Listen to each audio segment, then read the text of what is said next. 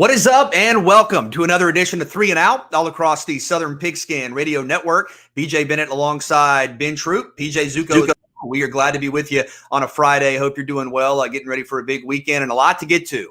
Needless to say, we will talk Atlanta Braves today on the show. We'll talk Julio Jones today on the show. We will get into some college football talk today on the show, as we always do, including, and I'm excited for this, Ben, predictions for when the top 5 or 6 teams in the country will lose their first game. And obviously there's a couple of big ones right out of the gate, including Georgia Clemson. Also, apparently it is National NASCAR Day, so PJ Zuko will help us process that. But Ben, I wanted to ask you a question about where the Braves are as we sit here on May 21st, late May. Look, it's still early. We know that. If Kevin was here, he would reiterate that. But the Atlanta Braves lost again last night, lost to the Pittsburgh Pirates. That is not a good baseball team. Lost in extra innings, the same problems that you've had all year long. Well, they were problems again last night. You are now 1-9 in games tied after 8 innings. You are now 3-7 in your last 10.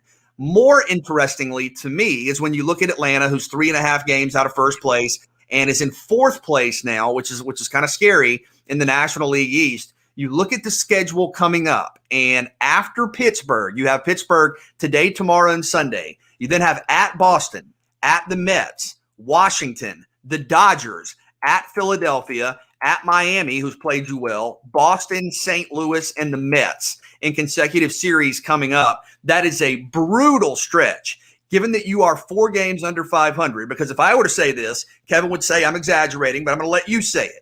How or is this? I'll kind of give you my thought. I think this is a massive 3-game series for the Atlanta Braves. I know it's a 4-gamer, but you lost last night. A critical 3 games coming up against the Pirates. You've got to have success this weekend, or the pressure is really going to be on entering the toughest stretch of the schedule of the entire season for you.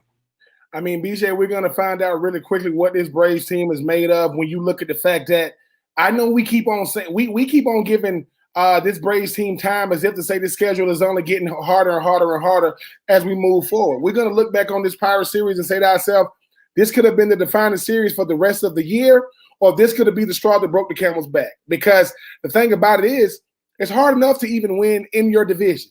When you start talking about the Yankees, when you start talking about Boston, when you start talking about the Cardinals, these are teams that are playoff caliber teams, some of the best teams, in the majors. So when you think about what this Braves team is up against, they are battling themselves. They are very, very, very inconsistent. They're not late. They're not good in late innings. The bullpen is the bullpen. This lineup has ebbs and flows of greatness. Nothing consistent. Ronald Acuna is Ronald Acuna.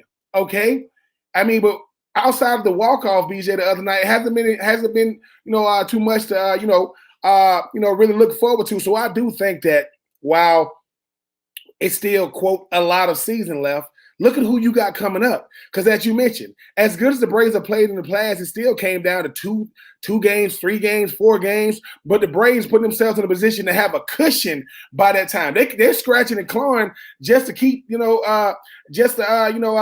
sure they don't lose, their position in this division. So I do think that when you look at what the Braves bring to the table, can't keep talking about talent, can't keep talking about potential, can't keep talking about what they have, because they haven't been doing it. People will say, if I were to give you this lineup, well, we do got this lineup. Well, yes, this is my thing, Ben. This is my thing to that point. Right now, if you were to ask people, Braves and Pirates, who's the better team? Well, I think 100 people out of 100 would say the Braves. But I know you've said, and this is an old, sports quote, you are what your record says you are. Well, the Pirates are 18-25. And I think you hear that and go, oh, man, that's not a good Well, the Braves are 20-24. If the Pirates win tonight, they have almost the same record as the Braves.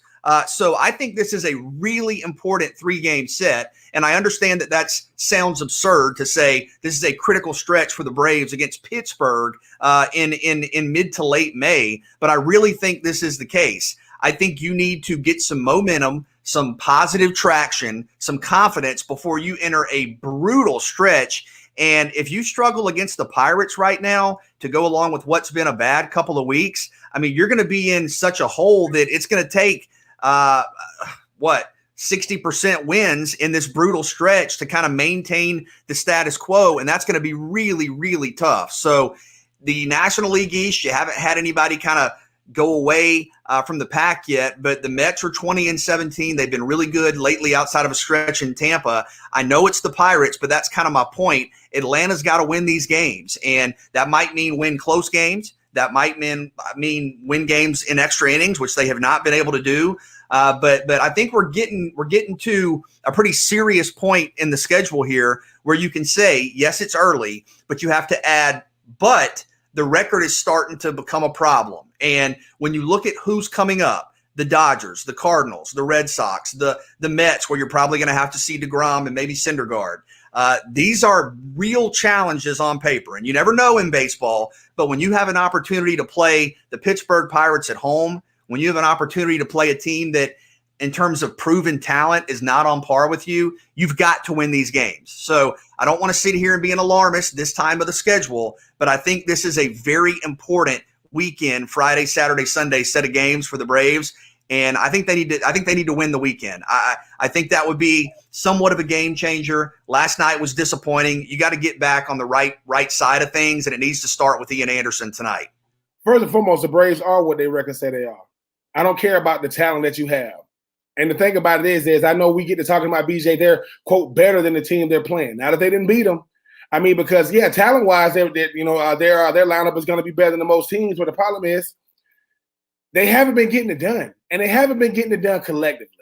The great teams find a way for everybody to pull their weight, to do their part, to make sure that, listen, if as a coach would say, if you're not going to be the reason we win, do not be the reason we lose. And you can do both. You really can do both. And right now, everybody's been contributing to the Braves losing. Not enough consistency from the lineup, no consistency from the bullpen. The starters either all or nothing when you're talking about not making it to the fifth or sixth inning. There's a lot of things you can contribute to why the Braves aren't playing well. But the bottom line is the Braves, the people they play are playing them like they're the defending National League East champs. The Braves aren't playing like it. And I think, BJ, when you look at last season, that could have something to do with it. The Braves superseded expectations, but it was only 60 games.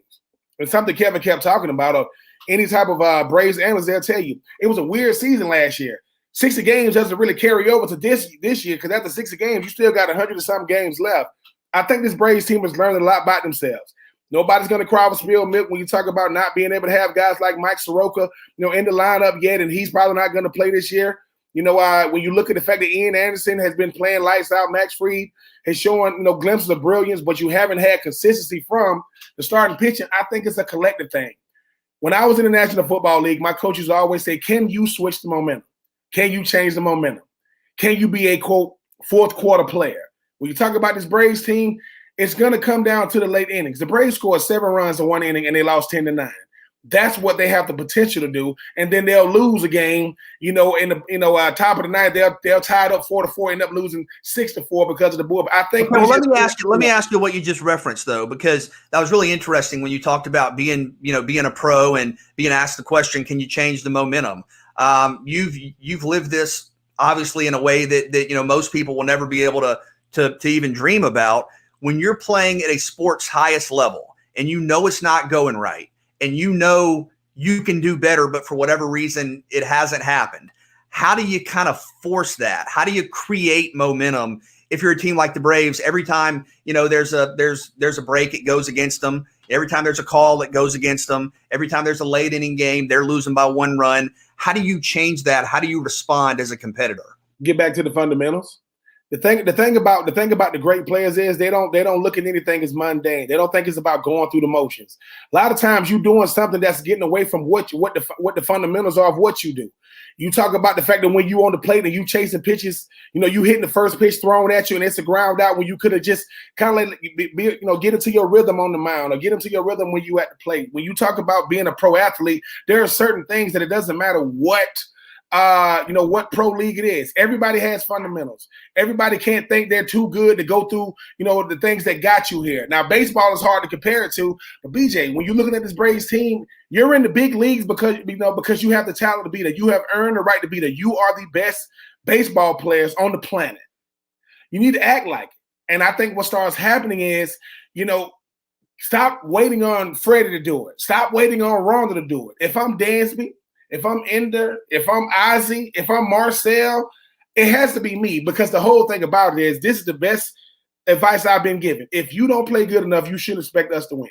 If you do not play good enough, you should expect us to win. Because what you're saying is, well, I didn't play good, but somebody else did. No, you got to be that somebody else. You got to be that player. And when I say play good, that's not playing great.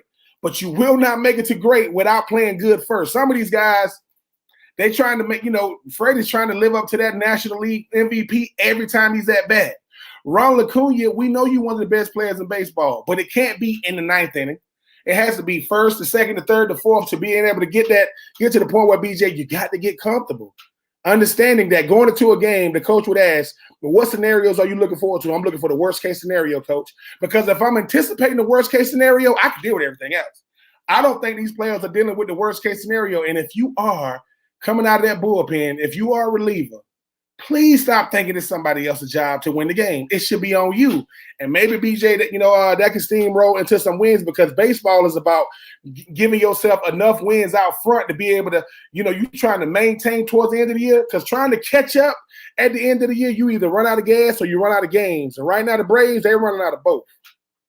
Big weekend. Good thoughts, Ben. Big weekend. Ian Anderson tonight. I think you need him to be what he's been, which is really good, even though he's young and inexperienced. And then the bullpen, like you said, we're just going to have to see. And I think it's going to be on guys to go out, be more effective, manufacture confidence if you have to. But a big series, it sounds weird to say, against Pittsburgh in May, but that's the reality. Braves in fourth place, 3.5 out, 4 games under 500. Time to get some dubs. We'll come back. We'll talk Julio Jones next. 3 and Out on the Southern Pigskin Radio Network.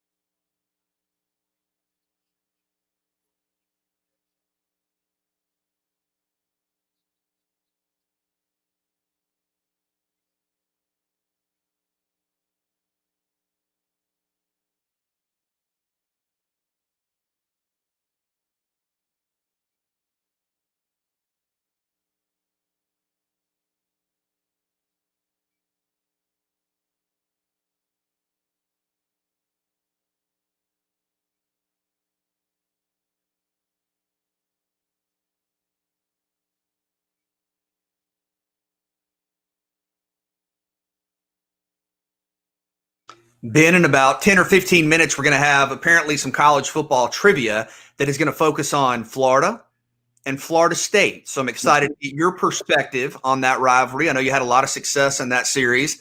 So I'm excited to get your perspective on some. I don't know if I had a lot. I don't know if I had a lot of success in that series, but I did get to play against some very unique people, very unique teams. But no, man, it's always good to talk Florida State. I always like to get you all revved up. Here we are, almost at the end of May, and you saw it on the rundown. You gave me this look like you already know what's going to happen, right? Like, here we go. Listen, just stick with the questions asked and don't veer off, which you probably going to veer off course real quick. No, but you were a legend in that series too. Obviously, a lot of people know about your Florida Georgia success, but had one of the best games of your career, over 100 yards, a couple of touchdowns, your senior year against Florida State. So that should be a lot of fun. We'll get into that, but talk all over the place, of course, about Julio Jones, and there seems to be a lot more traction, Ben, in terms of stories and coverage about the possibility of him being traded. And listen, you're talking about one of the great receivers of all time. We know that. Yeah, a Hall of Famer, a legend. We have some data in our show notes that Christian put together. Right now has the most yards per game by a wide receiver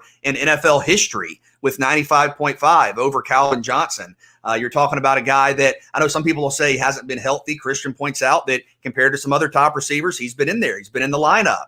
But I think the problem that you've kind of walked us through, and I wanted to get some more insight on this, is how you handle his contract. And Atlanta's already got some issues with the salary cap. You obviously got to find a way to pay Kyle Pitts and the drafted class.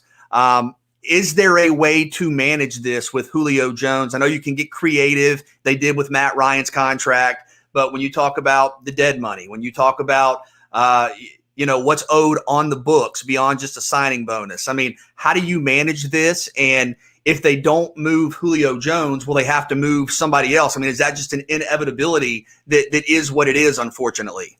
Yeah, BJ, because the thing about it is camp casualties or, salary cap casualties are a part of the business. The thing about it is Julio did what you're supposed to do as a player. These are supposed to be hard decisions. He's made it very, very hard for Terry Fontenot because right now everybody's loving Terry Fontenot. You kept Matty Ice, you get Kyle Pitts, you have an incredible draft class, you pick up some guys in the free agent that are cap-friendly guys. But I think what happens is you're looking at Julio's numbers. Julio has 848 career catches, right at 13, right over 12,000 yards, 60 touchdowns, going into year 11. DeAndre Hopkins has 747 catches, right over 10,000 yards and 60 touchdowns. He's going into year 9. So when people start thinking that Julio Jones' production is just out of this world, it's not. Julio Jones is going to average 10 targets a game, 10 on average. And I just think that what starts happening is we have the audacity to think that Julio is an immovable object. He's not. We don't want to see him go.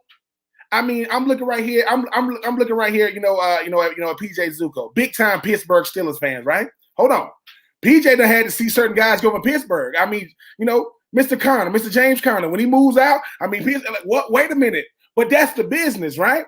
Now it's much easier to deal with James Conner leaving when you get Najee Harris in the draft, but good players, leave a legacy at a team. Troy Polamalu never went to another team. He retired. But he was going to be shown the door one day too. And I think we forget Julio has been there for 11 seasons. This is going on year 11. So he's giving you a decade of great production. But this is what you always have to remember. Whether they won or lost with you, we can't afford you anymore. He signed a 3-year, $64 million contract with $62 million guaranteed. And I think he was 30 years old or 29, 30 years old when he did it. I'm sorry. If I can't sign my current crop, because I don't care what team it is, NFL, NBA, MLB, NHL, you build your team through the draft. If I can't sign my draft picks, I got to move on from Julio. It has nothing to do with his production in the future Hall of Fame. That stuff doesn't matter when it comes to the National Football League. There have been players just as good, if not better than Julio, that had to move on. Whether it was a salary cap casualty or not, Julio is probably going to be the one that had to sacrifice because he's the oldest and making the most money, and he's not a quarterback. So it's gonna be hard to make that decision, but also easy because you cannot sign your rookie class with that much money going to one player on the books that do not touch the ball every play. And I think Terry Fontenot gonna have to make a hard decision sooner rather than later. Well, I think the point is he's still very productive, and I think some of the talking points out there of, oh, he's not healthy or, oh, he's not productive aren't fair and aren't backed up by consistent data or the numbers. Now, I do think, speaking of the numbers, and this is what we were talking about, what, home team and others have talked about, is how do you manage the situation financially? And if it's not manageable, then you have to make the best of the situation. If it's not manageable, what is the best, I guess, way to move on? I know you've said in the past you don't necessarily want just a draft pick in return. You want another player in return. Now, you'll have to see kind of what kind of market there is. Per some of the media reports, there's a lot of interest. I think the Tennessee Titans have been mentioned as a team that might be interested. I would hate to see Julio go. I think most Falcons fans would hate to see Julio go. If it has to happen and you're Terry Fontenot, what do you want in return? Or with your salary cap situation, does it have to be draft picks? I mean, how do you manage this?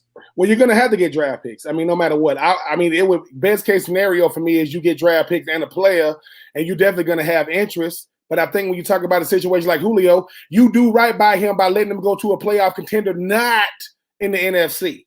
They're not going to let him go to an NFC team because he could be potentially on a team that could potentially keep them from going to the Super Bowl if and when they do make it back to that point.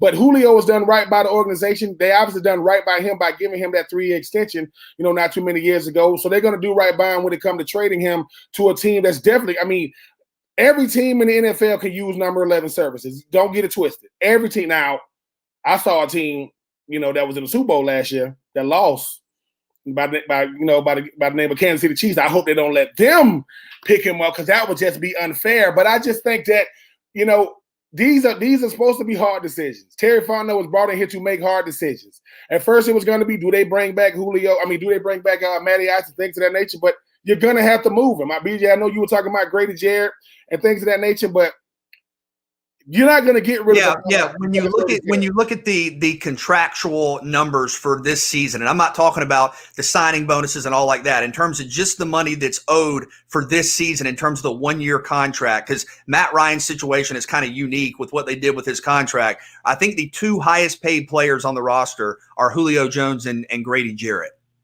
Yeah, and the thing is, I wish it didn't come down to this. I mean, because no matter what, I don't think Julio's going to be a Falcon in 2021. I just don't see it happening because you got to sign your rookie class. One guy makes it so that you can sign your rookie class, and that's Julio. You get rid of you get his numbers out the book, you can sign your rookie class, your entire rookie class. And I just think that, you do right by Julio by, letting him go to a trade, go get traded to a team that's, like I said, a playoff contender. But BJ, this is the part of football that nobody likes. Nobody likes the business of football. Nobody. But when you start talking about production, it's going to be hard to replace Julio's production. But when you start thinking about the fact that Matty Ice is the one that's going to make everybody better around him, if, dare I say, Kyle Pitts gives you 7-8 touchdowns this year, that's replacing what Julio did last year as far as like touchdowns, not catches and yards and impact.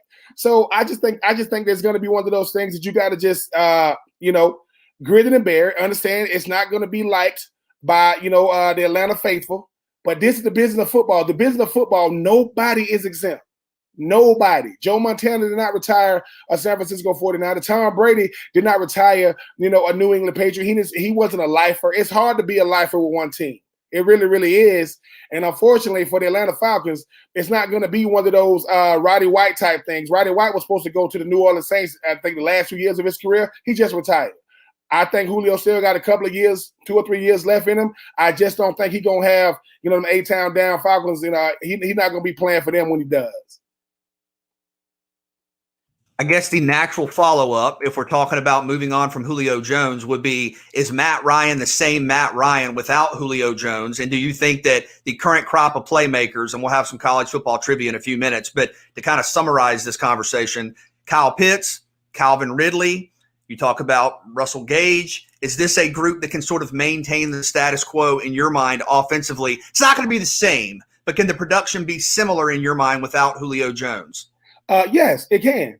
Because you can manufacture plays, you can manufacture points, you can put guys in a position, because at the end of the day it's going to be how many points a game can you score? How was your third down efficiency? How was your red zone efficiency? How was your short yardage efficiency? I mean, you're going to be able to manufacture that because the same guy who was a part of all those great offenses is the greatest quarterback in franchise history. That's Matty Ice. So, yes, you can manufacture points and yards and situations and red zone efficiency and third down efficiency. And I do think you can go out there and match as far as like production. But as far as like impact of Julio, no. You're not going to do that. That's very. He draws a crowd, but hey, man, they was poised. They was getting ready. They got Julio ready to be the number one, but Roddy was there. They got really ready to be the number one while Julio was there. So it's not like this ain't what the Atlanta Falcons do. Hopefully, really is ready to be number one, being able to deal with two players, a cornerback and the safety to that side every single time. But once again, 6'6", 245, 4.41 speed. How many people got that in the league? That would be the Atlanta Falcons. They're going to find a way to get in the route. So we'll see. But if you follow kind of the national news, it looks like there's at least a lot of conversation, a lot of back and forth, a lot of speculation about Julio Jones being traded. How do the numbers work? I don't know. It's above my pay grade. We'll have to see. But yeah, Julio Jones is a guy that is still one of the best playmakers in all of football. And I think if it's not with Atlanta, you're going to see him continue to be productive with somebody else. But we'll see what happens with the contracts, with the salary cap, with the numbers. And there may be, unfortunately, some inevitability in terms of what has to be done. We'll have to wait and see. We'll come back. We'll have some trivia, 3 and Out on the Southern Pigskin Radio Network.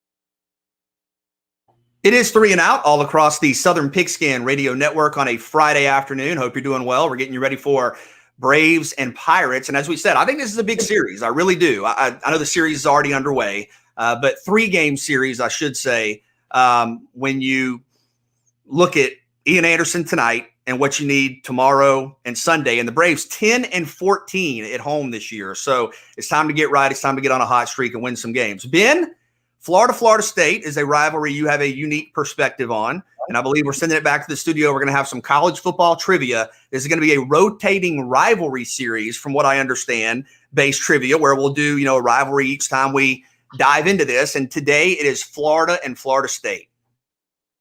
All right, guys. So we're going to start a new series, and we're heading in towards, or actually under 100 days now, until college football season. So as we go, what we're going to do here is we're going to go from series to series in college football, and we're going to do some trivia and just kind of relive some great moments from out college football history. And I just thought, we have a former Florida All-American on the show. We have a guy who likes Florida State football way too much and likes Florida State basketball way too much, but that's just a different story. But BJ is also a college football historian. So I think this one will be pretty interesting because, Ben, how much did you follow Florida football before you got there? I literally seen one Florida Georgia game, and that was it. And I saw big Aaron Kenny catching the pass, and I was like, okay, he had the visor on with the big cowboy. So when BJ saw this on the rundown, he got, his eyes got real big, Christian. I think he might dominate me with this, but we'll see. He told me, quote, "I'm going to destroy you with this." So we will see. Well, there we go. So now we're going to see if he does destroy you. I don't know, Ben, if they indoctrinated you into Florida history while you were there. Maybe that ends up helping you, but we'll see what happens here. Just reading through it, I learned so much about the series. Obviously, all rivalries have their fun stuff, but there's some fun names to some football games from this series throughout the year. So we'll dive into those here in a second. But let's just start number one. Way back in the day, the first 6 games of this rivalry, they were played at the Swamp, because Doak Campbell wasn't big enough. But what was the Swamp known at the time the first 6 games were played in this series? Wow, are we doing this? Are we doing this like Jeopardy, where you have to say your name, or do you just chime in? Just jump in, and you can steal if you want to. All right, well, I'll jump in right away and say I have no idea. I mean, what was the Swamp known as the first 6 months? The most generic name you can think of. It's amazing. Well, I mean, the most generic. What? Florida Field? BJ is correct. Florida Field. Oh man. Okay. So okay. But now it's the Swamp, and it's Steve Spurrier Field at the Swamp. Yeah. Yes. Steve Spurrier Field at Ben Hill Griffith. Yes. It's like a lot of names going on. All right. So BJ up 1-0 here. That was a Florida question. I thought Ben might grab that one. Since the first year of this coach at one of the respective schools, Florida State leads the series 21-20-1.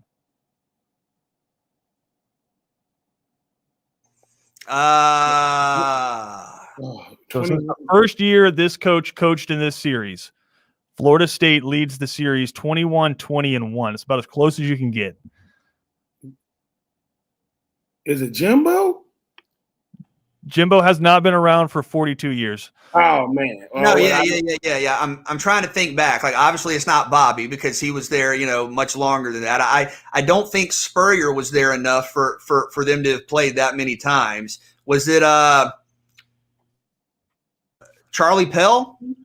It was Bobby. What? Bobby Bowden in the series. Since Bobby Bowden got there, Florida State is. Okay. Yeah.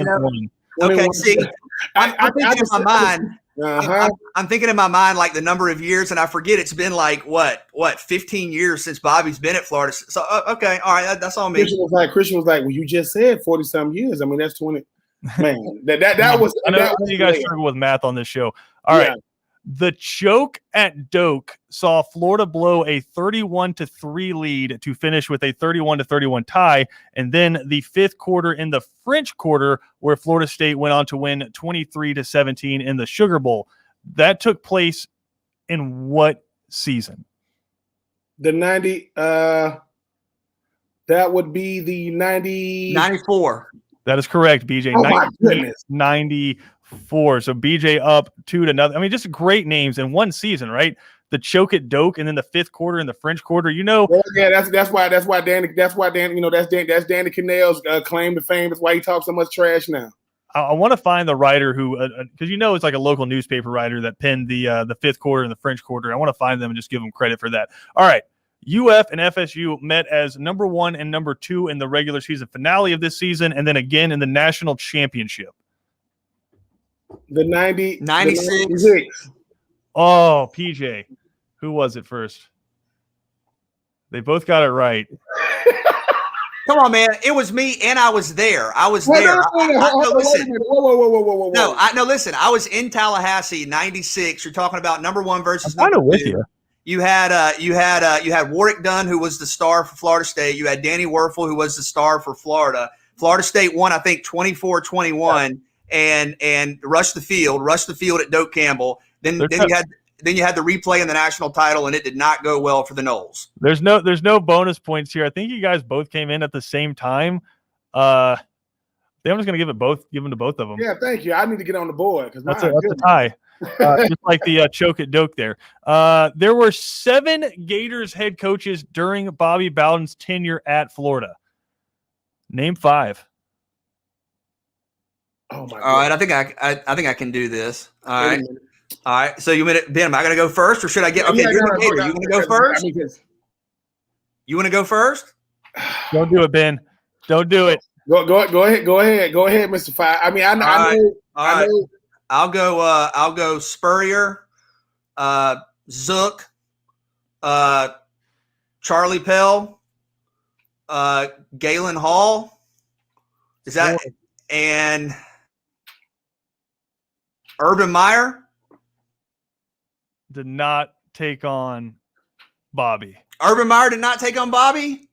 Dang. I'll give it to you. What, he did or didn't? He did. I was just trying to cheat you. Oh, okay. I was going to say, man. Okay. That was good stuff. Yeah, it was Doug Dickey, Charlie Pell, Galen Hall, Gary Darnell, Spurrier, Zook, and Urban Meyer were the 7 different Florida head coaches during the Bobby Bowden tenure. All right.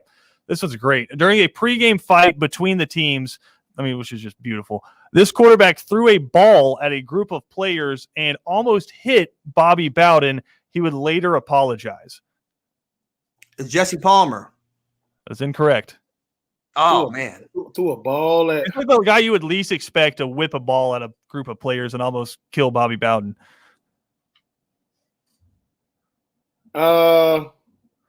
Chris Leak?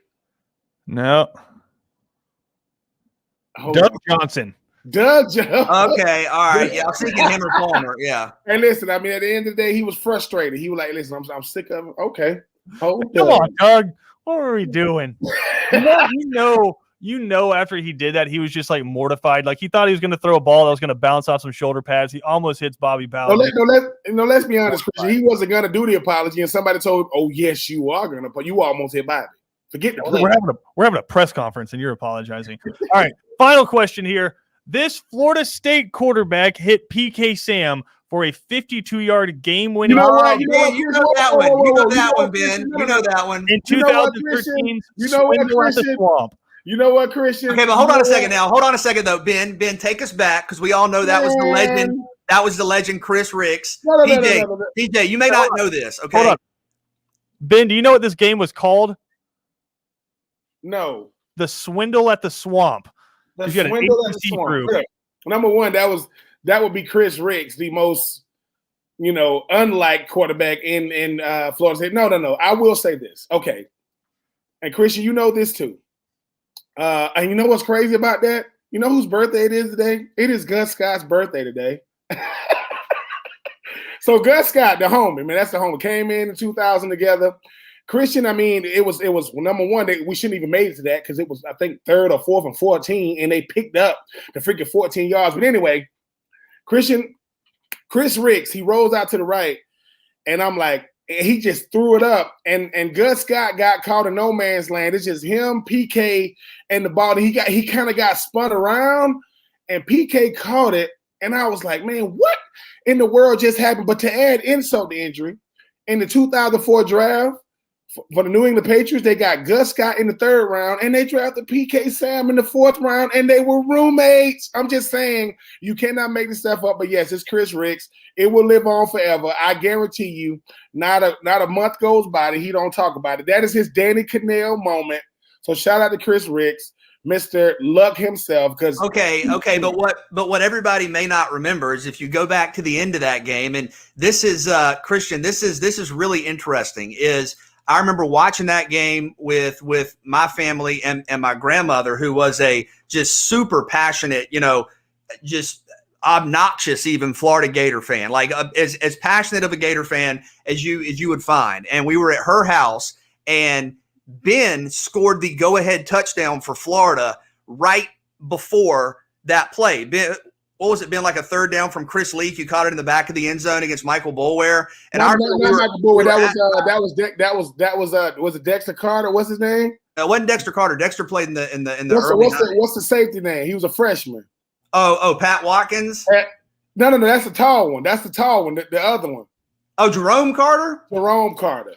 Yeah, but what's funny, Christian, is in my grandmother's house, you have my family like having this huge family argument when Ben scored the touchdown, because my grandma's yelling at my mom's yelling at my grandma. My mom like walks off down the neighborhood and like won't come back. JT and I are running around the house trying to get away from my grandma. She's running around the house doing the gator chomp and yelling and screaming. And JT, and Ben, you've heard this story, JT looks at me and goes, I swear, like right before they go to commercial break, I guess they panned in on the Florida State sidelines, and JT looks at me and goes, I saw it in Chris Ricks' eyes. We're going to score. I said, dude, I don't want to hear that. Some dude named Ben Troop just caught a go-ahead touchdown pass. We're going to lose, and then we come and throw the 54-yarder, and what's amazing is Ben has since come in to that very same house where my family almost, stopped talking to each other because of a play he caused. So it's life really coming full circle. Yeah. Rivalries are beautiful. No. Christian, I was like, Christian gonna give me some question that I can never ever forget, and I was like, I like how Christian phrased it. In the 2000s, I said, you know what? This quarterback threw up. I said, Ben, was it a fumble or was it not a fumble? It was a fumble, and we listen. And you know what? We're not even going to talk about BJ. What play it was? I know. I know what play it was. No, BJ. It's funny that I'm gonna ask Christian, because I'm not gonna.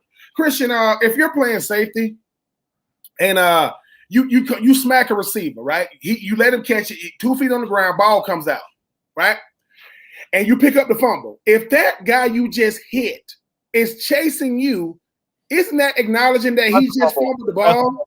Yep, that's a fumble. I'm just saying, no. Forget what the ref said. The guy who you caused the fumble on is chasing the guy with the ball. Isn't that acknowledging that is an admission of guilt in any court anywhere in the world? But that being said, BJ won. So BJ, you get to pick the rivalry we have the next trivia on. Oh, like right now, or I need some time to think about it? Right now, commit. Georgia Tech. Let's do it. Clean old-fashioned hate. We'll have that one coming up for you. All right, so that one will be next as we get you ready for the college football season. We're 99 days away. But yes, that was a serendipitous moment between Ben Troop, who we did not know at the time, and my family, and now look where we are. We'll come back with more 3 and Out on the Southern Pigskin Radio Network.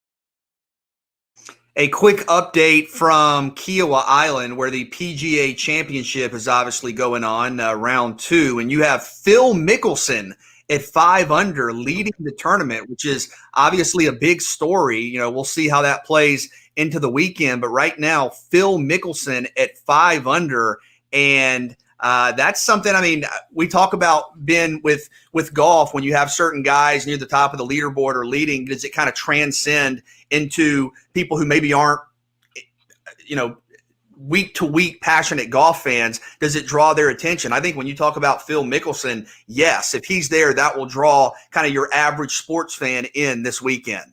Well, that's absolutely, BJ. And the thing is, he's still one of the big names. I mean, I don't know if golf is a young man's sport like most sports are, but I do know that golf is about the big names just staying relevant, staying consistent. You don't expect them to win every tournament in, but BJ, it starts studying now. I mean, I'm just saying. You know, I saw Brooks Koepka out there with the medium shirt on. I seen Rory out there. I seen Dustin Johnson. But to know that Phil Mickelson can still go out there and be competitive, but not just talk about it, but be at the leaderboard, got to speech volume for his longevity, his consistency, and dare I say, right now, BJ, everybody's chasing him. So we'll see what happens through the weekend at Kiowa, but Phil Mickelson right there at the top of the leaderboard. And it's early. I don't know that that's necessarily indicative of exactly what we're going to see, but a big storyline there nationally. We'll come back in hour 2. We'll talk some college football. We'll talk some Braves. We're taking you up to Braves and Pirates coming up later tonight. It is a big start for Ian Anderson to get some momentum for this team. You lost again in extra innings. The bullpen, again, an inability to move runners over when you need to, again. And it cost you last night. You're now in 4th place in the National League East, ahead of only the Nationals. And you're 3.5 games out of first. You're 4 games under 500. And we talked about it back in the open. Given that the schedule's about to get, at least on paper, a lot tougher, and I mean a lot tougher. When you look at the Dodgers, when you look at the Red Sox, when you look at the Phillies, when you look at the Nationals, the Mets, who should be more healthy the next time you see them, you need to beat these teams that you feel like you're better than. And it's Braves and Pirates tonight. Ian Anderson will have it for you in just a little bit. Also, and this is coming in the final hour, apparently it is National NASCAR Day. That is an important day, as PJ Zuko is with us, so he will help us process that. National NASCAR Day. I mean, maybe you got to get out and drive. I don't know. We'll get into that coming up in the final hour. BJ Bennett alongside Ben Troop here with you on a Friday afternoon edition of 3 and Out. We are all across the Southern Pigskin Radio Network. We are streaming live on the web, ESPNCoastal.com.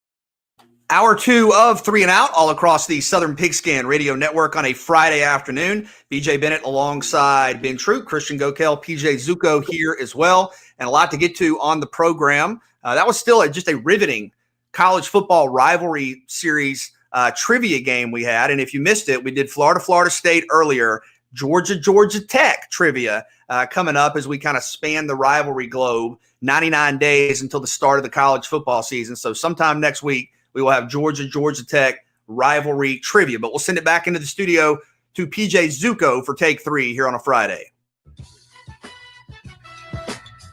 What is up, guys? Glad to join you here on 3 and Out. Now let's get started here with take 1. Big weekend for Atlanta, and that means the Atlanta Hawks as well, getting set for their 4-5 series in the NBA playoffs against the Knicks. Now, need your prediction as it starts this weekend for the series. How's it going?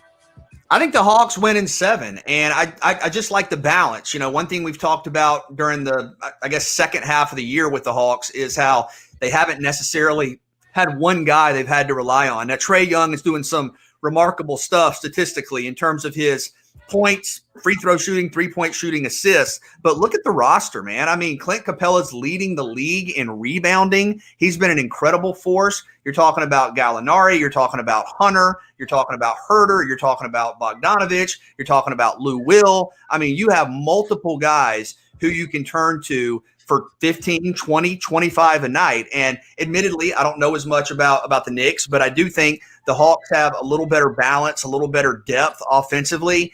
And I think it's a good mix of, yes, having a star in Trae Young, but also having other guys. So if Trae, let's say, doesn't have his best game, you're not devastated offensively. You still can get to 100 or 110 or whatever you need to get to win in the playoffs. Fun series, compelling series. I like it. I'm going to say the Hawks in 7. Yeah, I think it does go 7. I think the Hawks can get it in 7. I think Nate McMillan is not given enough credit for what he's been able to do since Lloyd Pierce got fired and he stepped in as the interim head coach. I do like the fact that Trae Young is going to be a guy that's going to get you instant buckets. I know that you're going to have to deal with R.J. Barrett. You're going to have to deal with Julius Randle, who's really turned his career around, BJ, when you look at the fact I think he was an all-star this year. But outside of the Knicks making it to the playoffs, the Knicks don't know nothing about this position. Not saying that this young Hawks team does either. But if you asking me who has a better shot, I mean, Lou Will, he understands what this situation is about as far as like getting these young guys ready to go. But when you start talking about a blend of young, talented players, a young, talented teams, the Knicks and the Hawks are built pretty much very similar. This is going to come down to who can get a stop late.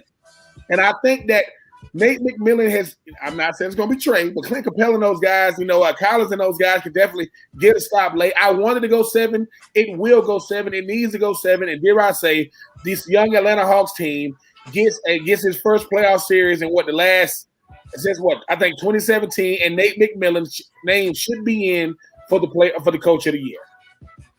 I think y'all are forgetting about somebody, and believe me, I know it's not 2011, it's not 2012, but he's up for the 6th man of the year like Lou Williams, and that's Derrick Rose. Oh, he is with the Knicks. Yeah. He really revitalized himself over the past couple of years and has really found new life in New York in his second stint with the Knicks. So I think that partnership with Tom Thibodeau there, obviously it's kind of turned into, I mean, I saw they got Taj Gibson too. Where did he come from? I didn't even know he was still in the league. So they're like Chicago East right now, but at the end of the day, I think Derrick Rose does provide a little bit of that experience that you're talking about with Lou Williams and things like that. And I think Julius Randle, man, he is scrappy. I honestly, as a LeBron fan, I would have loved to see him still with the Lakers and growing with LeBron. That would have been amazing. But he has impressed me an insane amount. Derrick Rose, what he brings to the table has impressed me as well. End of the day, though, I think I'm with you guys. I still think I give the Hawks the nod, but all I'm saying is I know he's older now, but don't forget about Derrick Rose there with the New York Knicks. All right, we move on here. Take 2. How many number 85 uniforms are we going to see at Jags games this year, guys? I think you're going to see a lot, and you may not even see one on the field, but you're going to see them in the stands. Look, will Tim Tebow make the team? Probably not. We're a long way away from that, and I think that's an important thing to understand when having this conversation, because everybody wants to talk Tebow, and then the conversation goes, so what's he going to do? Is he going to be third string? Are they going to use him in the red zone? Look, we're a ways away, okay? I'm not saying that's an impossibility, but I'm saying we got a long way to go before we get there. But are the jerseys going to be out and about already, man? I mean, I think I messaged you, Ben, or somebody yesterday, where you could go to the Jaguars website and click on their store, and they have 3 jerseys featured. Lawrence, okay, Etienne, yeah, and Tebow. And then if you click on the jersey section, the top row was, at least when I went on there, the top row was Tebow jerseys, then Lawrence jerseys. And it's like, that's amazing. And it just speaks to the popularity of the guy. And I know he's a Jacksonville native and a Gator legend, college football legend, but this is a guy who hasn't played pro football in 6-7 years, has never played the tight end position. I don't think it's being ugly to say there's a really good chance he might not even make the team. And his jersey, at least for a brief period of time, is being promoted at least on par with the number 1 overall pick and a couple of first-round picks. That just goes to show you the power of Tebow. And look, college football, especially in the South, SEC country, you're talking about if you're a college football great, you will always be Ben, you've told me, right, that when you played for the Titans and Peyton Manning and the Colts used to come to Tennessee, people who are Titans fans would be rooting for the Colts because of Peyton Manning and what he did with the Vols. And I think you're talking about Tim Tebow bringing kind of Florida Gator fans, college football fans into the Jaguars mix, even if you're not a Jaguars fan or a passionate NFL or pro football fan. So look, man, there's an energy to it. I think you'll have a lot of people wearing the jerseys, but does that mean he's going to make the team? I think we're still a ways away from that. It's gonna be flooded with 85 jerseys, because you got to think. I mean, most of these fans either heard about Tim Tebow growing up, they father and mother was Gator fans growing up, and the thing is, some guys are just bigger than what they're doing. I don't think Tim Tebow is going to make the team, as a tight end. I think just being able to, because adjusting the practice is not the game itself, but I mean, he's 45 minutes. Forget that. He's 45 minutes from where he became a star.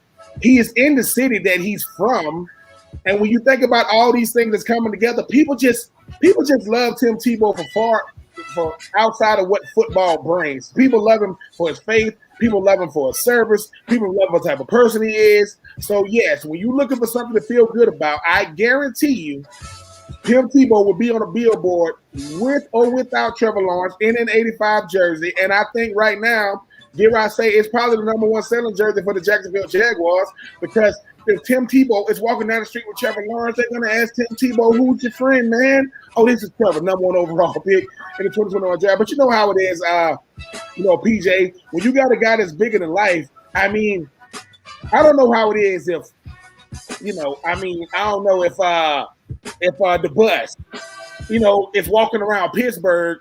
It's probably like that with Tebow in Jacksonville. People like, man, that go freaking Jerome. And Jerome Bettis is the Hall of Famer, by the way. I just think that the prestige of Tim Tebow is bigger than his game. But BJ said it. Tim Tebow is one of the most famous people on the planet.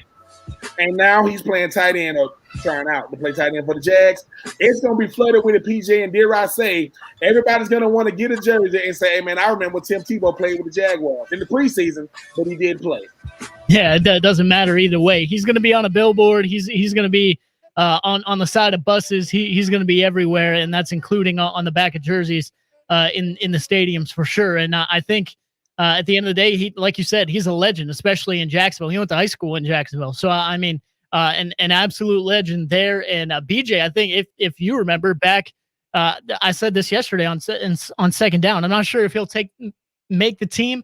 I'll say this. I'll be impressed if they cut him, because if he's not good enough, that temptation is still there to just keep him on the team for those dollar signs, right? For filling up the stands, for those jersey sales, things like that. So, I mean, I'd be impressed if he's not good enough and they do cut him, but I'll say it either way. They put themselves in this position to have to do this because 6-7 years ago, I don't think you agreed with me very much, but I think they missed their prime opportunity to get exactly this, when he was done with the Broncos. They got Peyton Manning, and Jacksonville was still looking for a quarterback. I believe that was pre-Blake Bortles.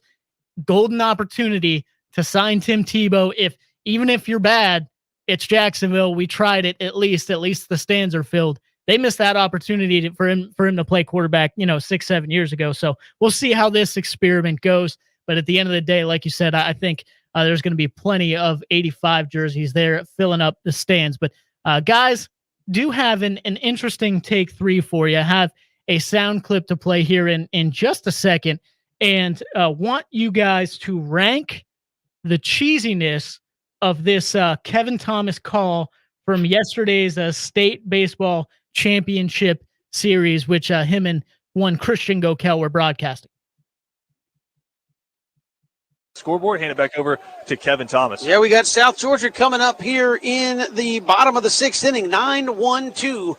Coming to the play, it'll be George Mullen, Carter Holton, and Cam Edge. I like it. That's cheesy. Come on, man. That's clever. Look, that's pretty good. I like that. And first off, I'm never criticizing anybody who does play-by-play because that is that is above my pay grade. Kevin is great at it. Listen, Christian is great at it. PJ, you're great at it.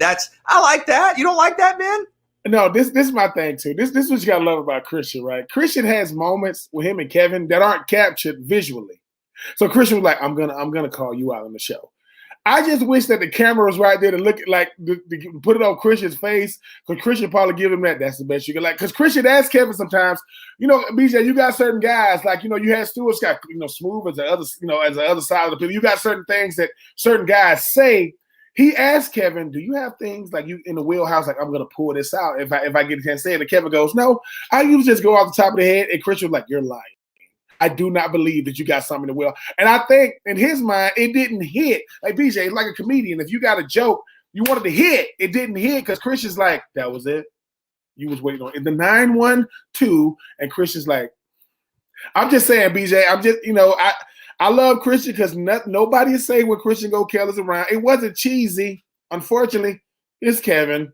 It's just Kevin. Kevin probably had on some fresh all white New Balances with the tube socks, crispy.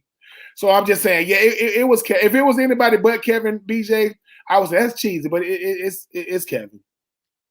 PJ, you've done the play-by-play. Is that something you can go to?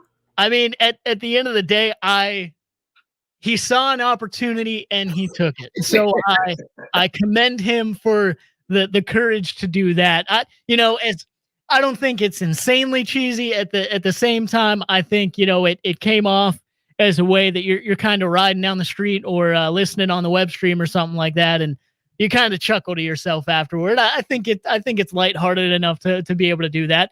But at the end of the day, this is what I love is like Ben was saying, Christian knew at that moment what he was going to do with this. Cause I don't know if you guys can, how extremely well you guys can hear it, but listen to the end of this and you can kind of hear Christian.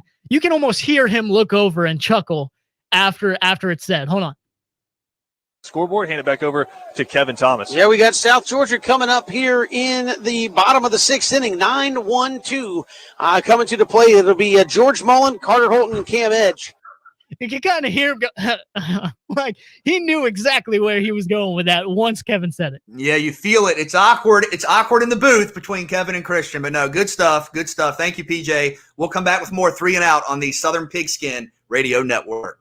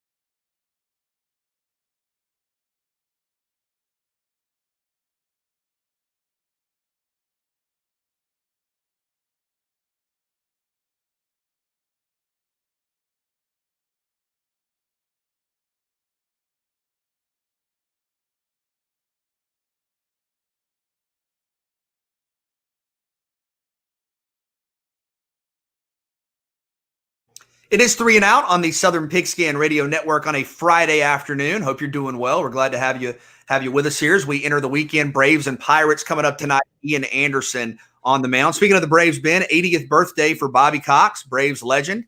You're talking about, I believe, a manager who's been ejected, thrown out more than any other manager in baseball history, and a guy that obviously was instrumental during the dynasty era. When you think about Bobby Cox, obviously right there with the Braves when they sort of set a new standard for baseball, what comes to mind for you? An enforcer. I mean, because think about it, BJ. Now more often the time, people ask, what is a manager's role on a baseball team, right? Outside of picking out the lineup, outside of deciding how long. I mean, that's back when, because Smoltz and Glavine were definitely Smoltz and BJ. These guys, that's back when you had to kind of have a conversation when it's time to go to the bullpen. Those guys like, look, I'm a pitch till I say I don't want to pitch. But I just remember Bobby Cox getting thrown out a lot. Like him and umpires, they did not get along. And sometimes it was warranted. Sometimes, it's almost like he reacted to the crowd. The crowd go, whoa, that was a little bit outside. And, you see, here he comes. And BJ, he's synonymous with that dynasty. Like, regardless of, I couldn't tell you who the GM was for the Braves back then, but you can't talk about, Smoltz and Glavine and, Avery and Pendleton and Justice and Chipper and Andrew and, Ron Gant and, I'm just saying, without saying the guy that orchestrated it all, it's like he was the leader of the orchestra. He led them all. And Bobby Cox, I think he kind of played to the crowd some because if he did get fined for getting thrown out, that's a lot of fine money because he got thrown out a lot. And umps didn't have they didn't really give him a lot of leeway either. Like he barely get up to him. It's like they were like, you say one word, but I appreciate Bobby Cox, BJ, man, because he's the reason why a lot of people watch. Like you started liking the Braves back in the day. They gave you a lot of guys to like. I mean, do you like outfielding? It didn't get better than Andrew.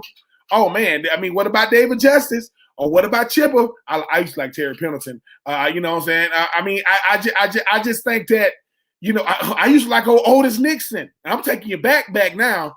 But BJ, no matter what, no matter who came and went, no matter what they did, Sid Bream, no matter who it was always Bobby Cox. And that was back when, BJ, we was probably too young to know who a manager was in baseball, but we still knew who he was. I couldn't tell you who the managers of the baseball clubs now. But you knew what he represented, right? Because he would come out and argue calls and defend his guys. And it's interesting because you think about like coaches or managers. Does a team kind of take on, I mean, whether it was Spurrier or Zook or Jeff Fisher or Lane Kiffin or Gruden, I mean, does a team kind of take on the personality of its coach?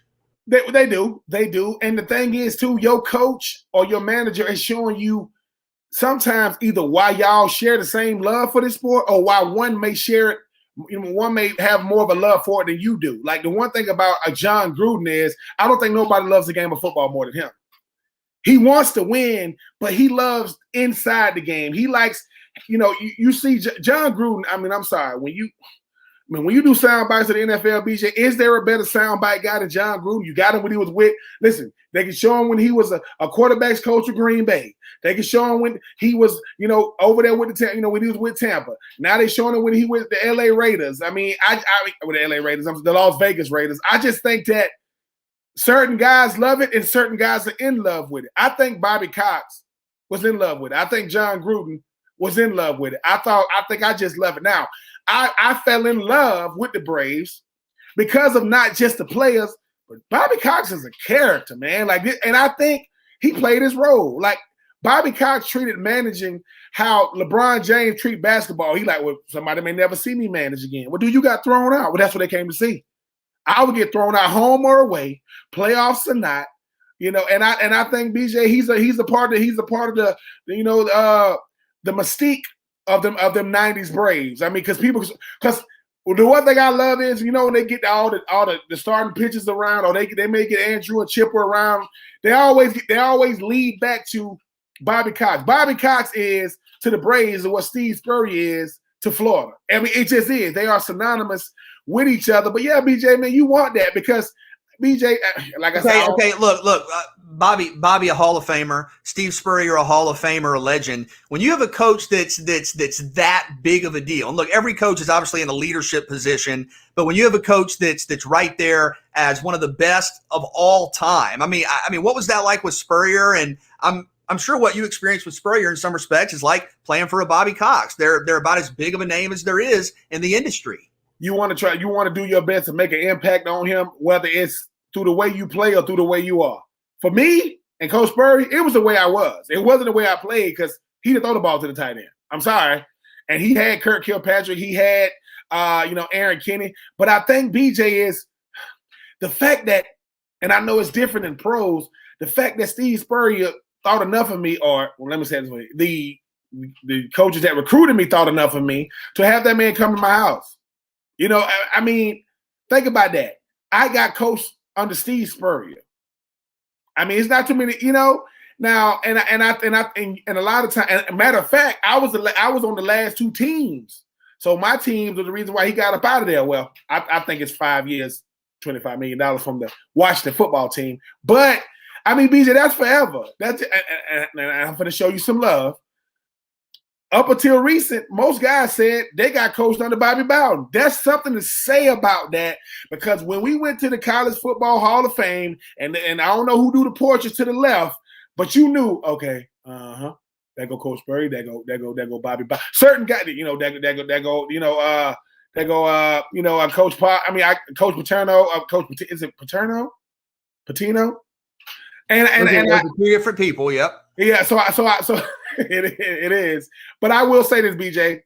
Bobby Cox is like a Coach K. Bobby Cox is like a Steve Spurrier, a Bobby Bowden, because most guys that have nothing to do with the actual game itself being played, you don't know who they are.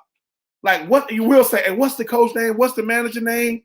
No, Bobby Cox, we know we mentioned Bobby Cox like he played for the Braves, and he didn't.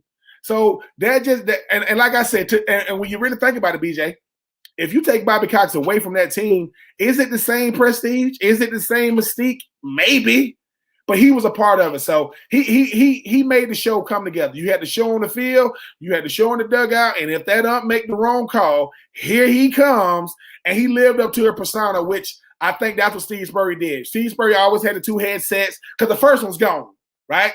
And they told him with the second one, you can't throw this one or you're not going to be able to communicate. All right, but that first one is. And it's almost like he knew that. The fans like, come on, Steve. It's like he doing the Hulk Hogan. He doing the crowd like this. Well, y'all want it, throw it. So, yeah, man, Bobby Cox, man, shout out to him, man. Happy birthday. But he is synonymous with the Braves, but definitely those 90s Braves. BJ Bennett, Ben Troop here with you. It is 3 and Out. And yeah, happy birthday to Bobby Cox. I believe the 80th birthday there for Bobby Cox. And a lot of people talking about the Braves' success the last couple of years, right? 3 straight division titles. I mean, the Braves you could chalk it up for a decade plus. We're winning the division. It's amazing to think about that success and that dynasty in retrospect. I know some will say, look, you only have 1 World Series. Look, you got your title. You were there every single year. You cannot tell the story of Major League Baseball without talking about the Braves in the 90s and Bobby Cox and those names you mentioned. We'll come back with more BJ Bennett, Ben Troop, 3 and Out on the Southern Pigskin Radio Network.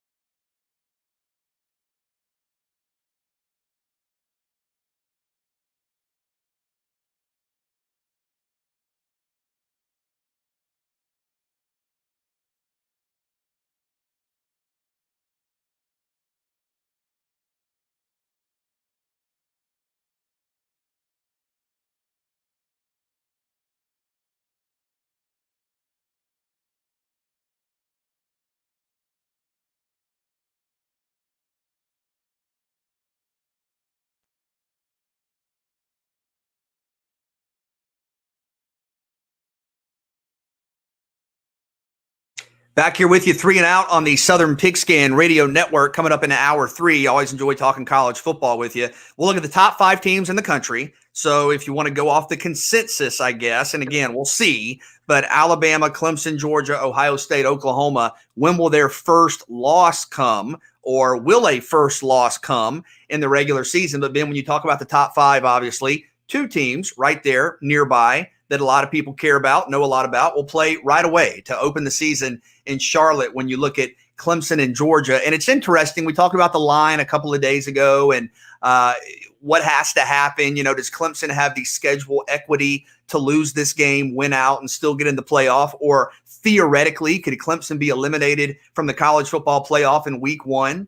Georgia has a much more difficult schedule on paper. If Georgia wins this game, if they go undefeated but lose to Alabama, are they still in? If Georgia loses this game, do they have to go undefeated and beat Alabama to get in? A lot of storylines, but a couple of questions. If you were still in college and you played for one of these teams, obviously your school didn't do a whole lot of the early the early. That's just one of the jokes Georgia fans have for Florida about the non-conference schedule. Uh-huh. No, but would you like playing a game like this with so much pressure, and does it change the dynamic of the preseason? Well, yeah, BJ. I mean, I would, because the thing is, I didn't understand college football back then the way I do now. I didn't understand how, you shouldn't play certain teams because they're good enough to not just beat you, but keep you from being able to get to what you're trying to get to in the postseason. But I think what happens is, BJ, too, these coaches are different. Like, could Georgia lose to Clemson, win out, and make it? Yeah, but I think they're going to have to win out, which means they're going to have to go undefeated in the SEC, which I haven't seen happen for Georgia in my lifetime.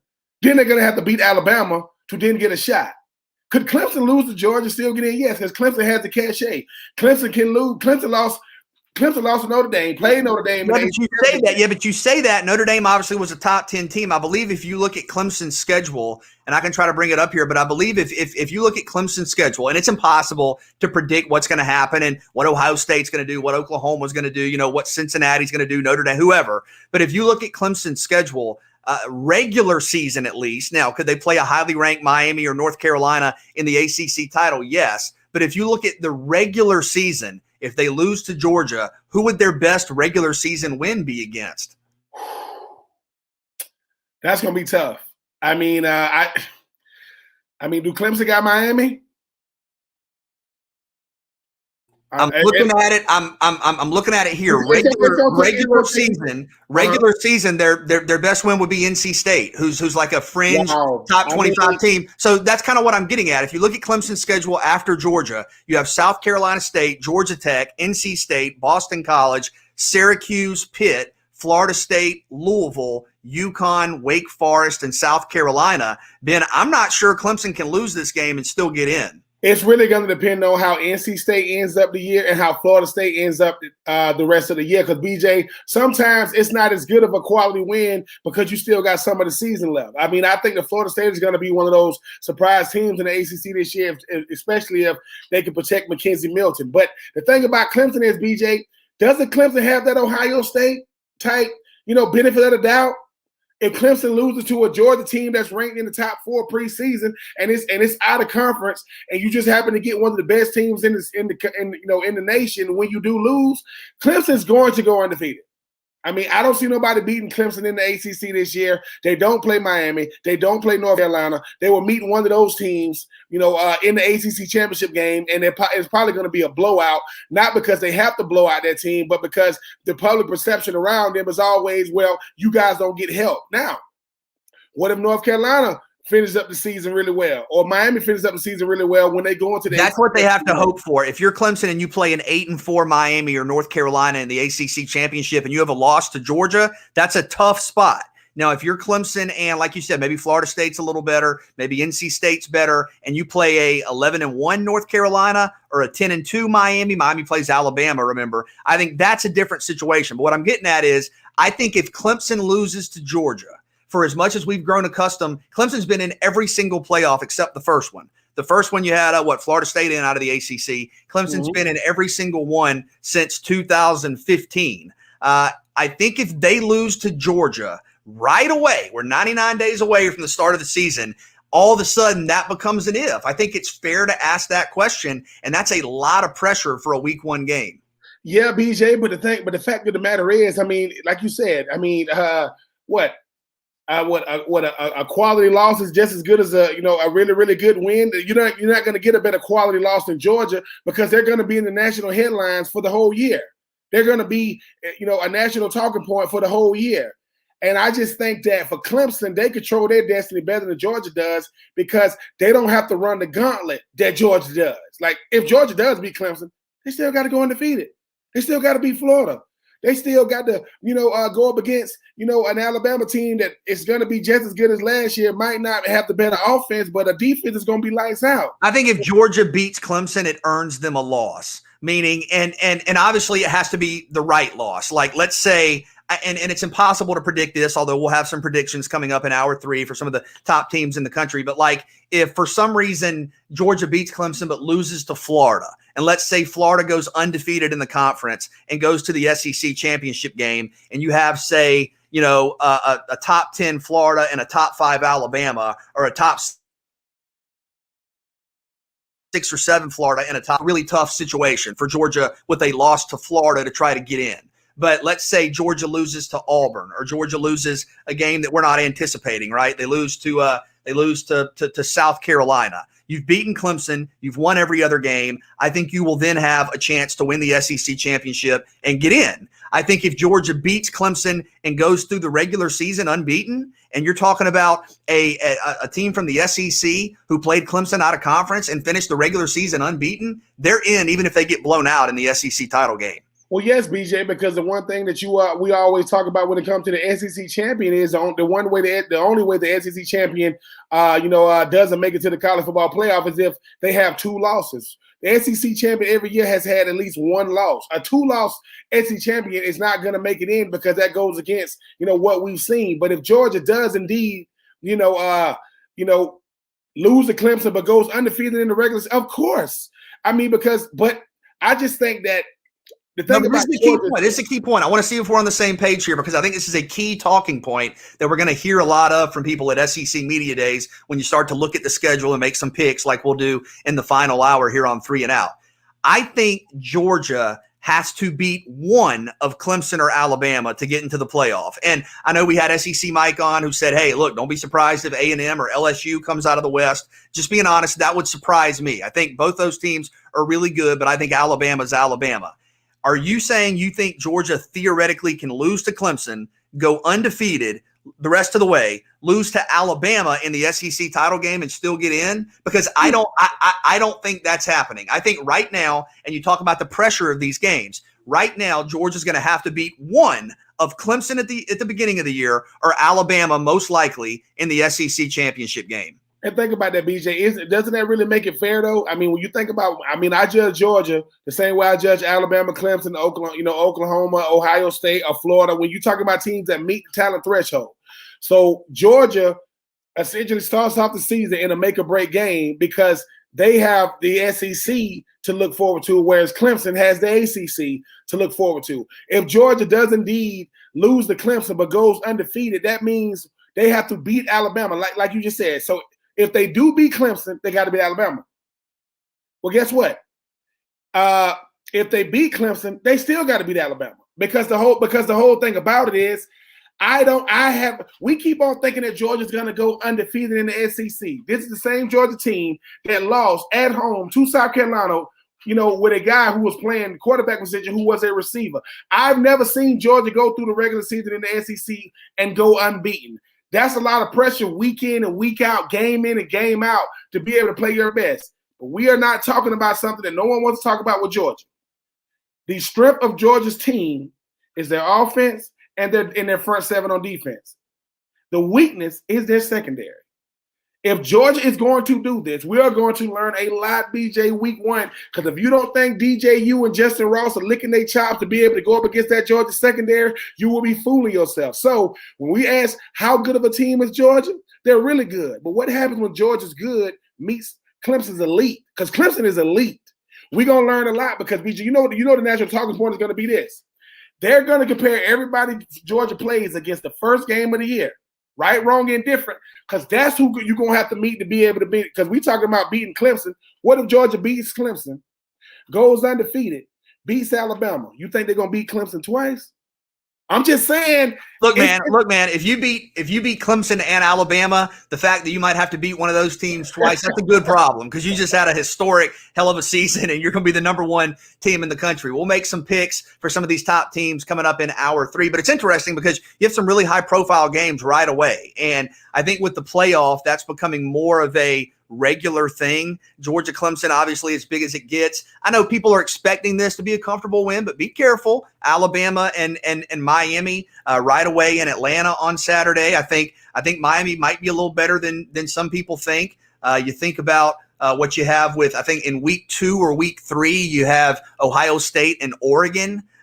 In terms of some of these preseason top 5, top 6, top 7 teams. On a Sunday, Notre Dame, who's top 10. I think Notre Dame has Florida State in Tallahassee. And again, we'll see. Hard to know what to expect from FSU. But a lot of these teams that have championship expectations, top 10 expectations, preseason hype, I'm just asking you, is the offseason / preseason a little different, with all due respect to every opponent, when you open up with a national showcase type game? Absolutely, BJ, because the thing is, too, it's almost like you creating a bowl game atmosphere in the first game of the year, because that's the only way a lot of these teams play each other, right? A game that you ain't even talking about, I think it's going to be a big-time game. You're going to have Penn State-Auburn. That is going to be a good game because you don't know, you never know what Penn State. Penn State is good enough to beat anybody, and Penn State will end up losing to a team that they're better than. Auburn is good enough to beat anybody.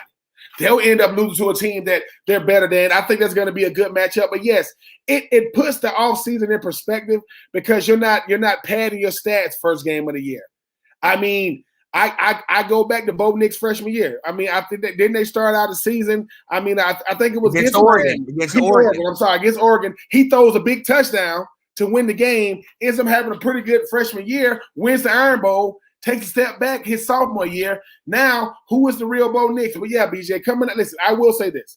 You want to have a good season, do not schedule Alabama first game. That is not a recipe for success because thinking you want to play them is different when they're getting off that bus, BJ. And you go back and look a couple of years, Alabama opened with Florida State. Took Florida State a couple of years to get back. Alabama opened with, and I'm still not back. Alabama opened up with SC. Took SC a couple of years to kind of recover from that. So, yeah, Alabama can be a heck of an opponent, needless to say, anytime. But week 1, that is rough. But we'll talk about Alabama, Georgia, Clemson, Ohio State, Oklahoma coming up in hour 3. When, if at all, in the regular season, will those teams lose? So we'll look at the schedule, make some picks, and that means we're going to at least make an early prediction for Georgia, Clemson here in May. And again, my opinion may change. New information, new perspectives, but we'll make some picks for May coming up in hour 3. BJ Bennett, Ben Troop here with you. It is 3 and Out on the Southern Pigskin Radio Network.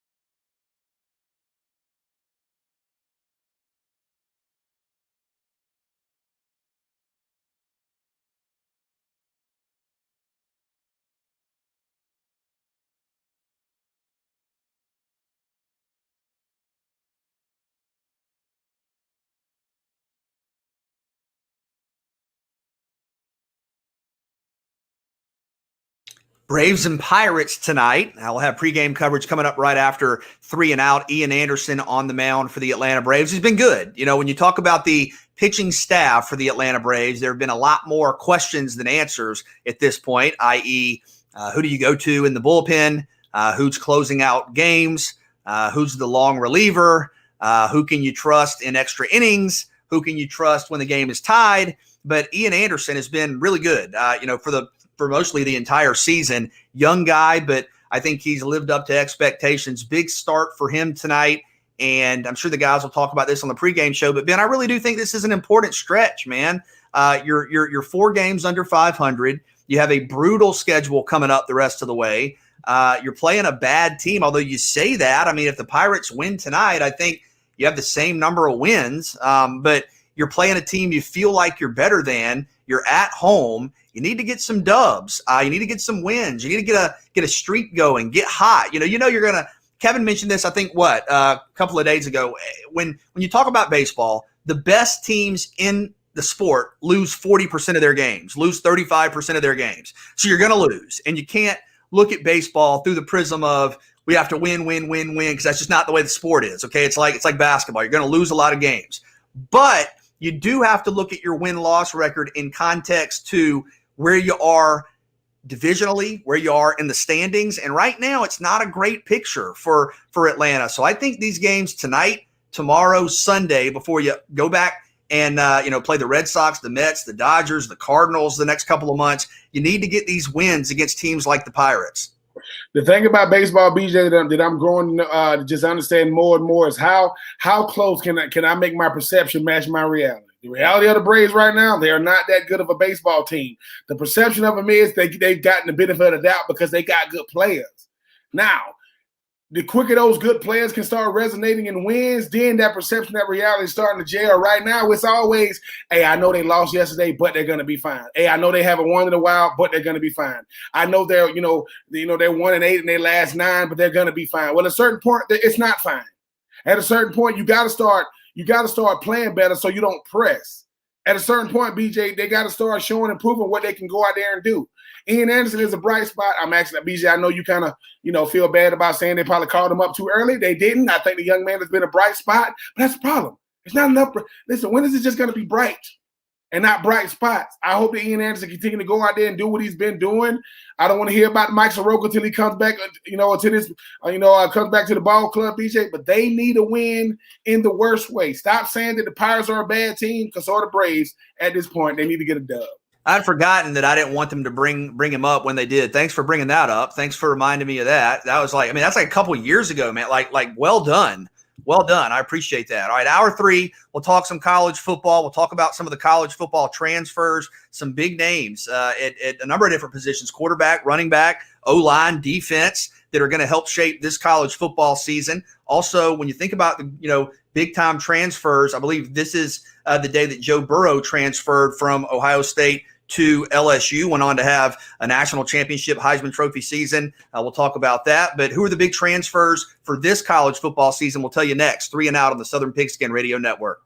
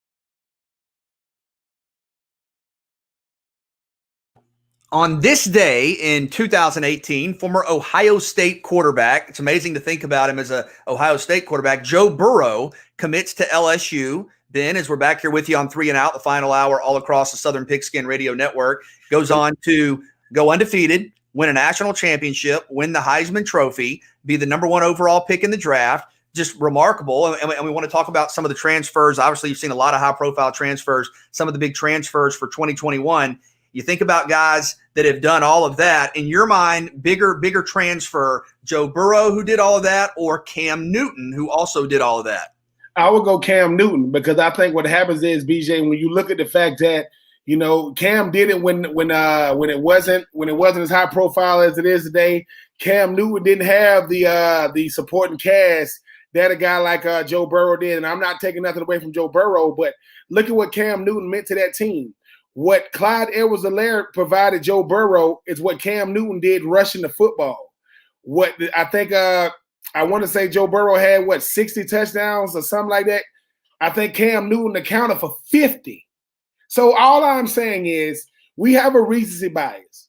Is Joe Burrow one of the greatest transfers and one of the greatest players of all time? When you talk about what he meant to the quarterback position, what he meant for LSU, yes. But it's always somebody to compare it to. And we don't appreciate Cam Newton, because the thing about it is this.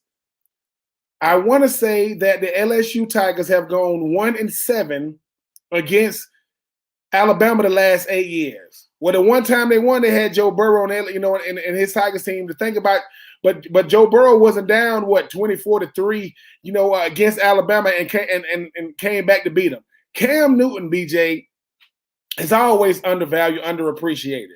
Because when Cam Newton left Florida and went to the JUCO, he could have never to be seen from or heard from again. Well, when people go, hey, has anybody ever went to a school, went undefeated, won the Heisman, first overall pick, that would be Cam. Cam did it before Joe did it. The problem is, though, Cam had to be more to that team, not just that offense. Cam had to provide 1,500 yards rushing.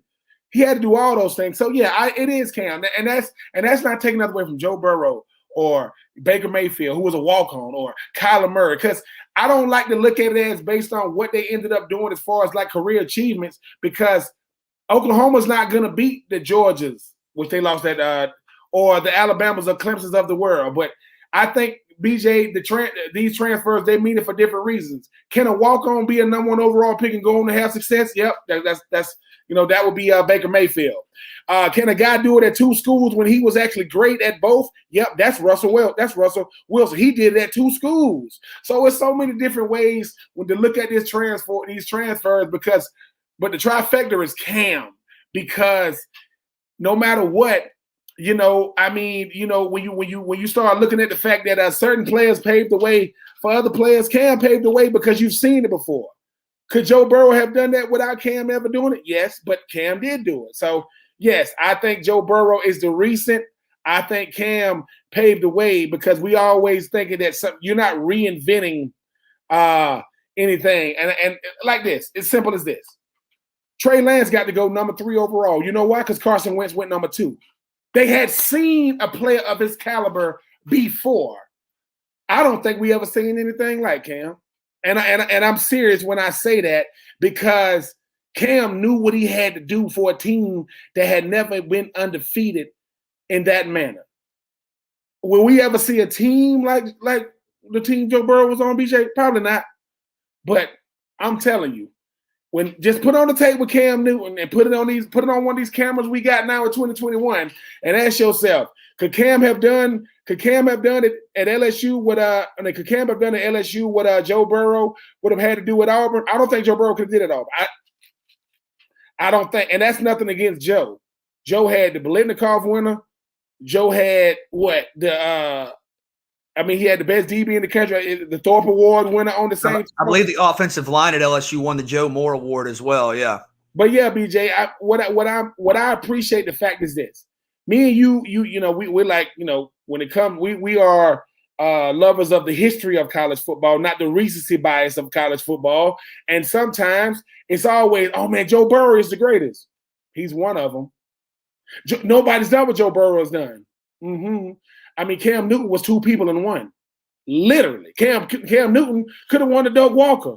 The same year he won the Heisman. 1,500 yards, 20 touchdowns? Sound like a Dope Walk Award winner to me. So I would give it to Cam, BJ, and that's taking nothing away from Joe Burrow, because I just think that when you really start, like you do, dive into the numbers, if I said 30 yards, 30 passing touchdowns, Heisman Trophy winner, number 1 overall pick, undefeated, down 24-3, oh, man, that's crazy. Cam Newton, he also had 1,500 yards rushing and 20 TDs rushing. So it's Cam, and I think that when we look back on this thing, BJ, 20 years from now, we're going to be talking about somebody else doing it. But without number 1, at Auburn, Joe Burrow wouldn't have a barometer to live up to. But we comparing apples to apples here, because Joe Burrow is woo. I mean, Joe Burrow, if he plays in every game, all game, BJ, we talking about 75. Passing touchdowns. That Joe Burrow's numbers was crazy that year. Yeah, good thoughts. And you look at some of the transfers. Obviously, the transfer portal is now a big part of college football. You look at some of the guys that they're gonna play this year, new spots. When you think about his personal history, overcoming the injuries, when you think about the fact that he was one of the most proficient, record-setting, productive quarterbacks in college football, won a national championship that's recognized by the NCAA, and now is at a school that's trying to get back in Florida State. Is there anybody more fascinating than former UCF quarterback Mackenzie Milton, now with the Noles? No, and I'm rooting for that young man. Regardless of it's one Saturday of the year. Obviously, I hope it goes another way for the win column. But because BJ, I'm rooting for Mackenzie Milton for 2 reasons.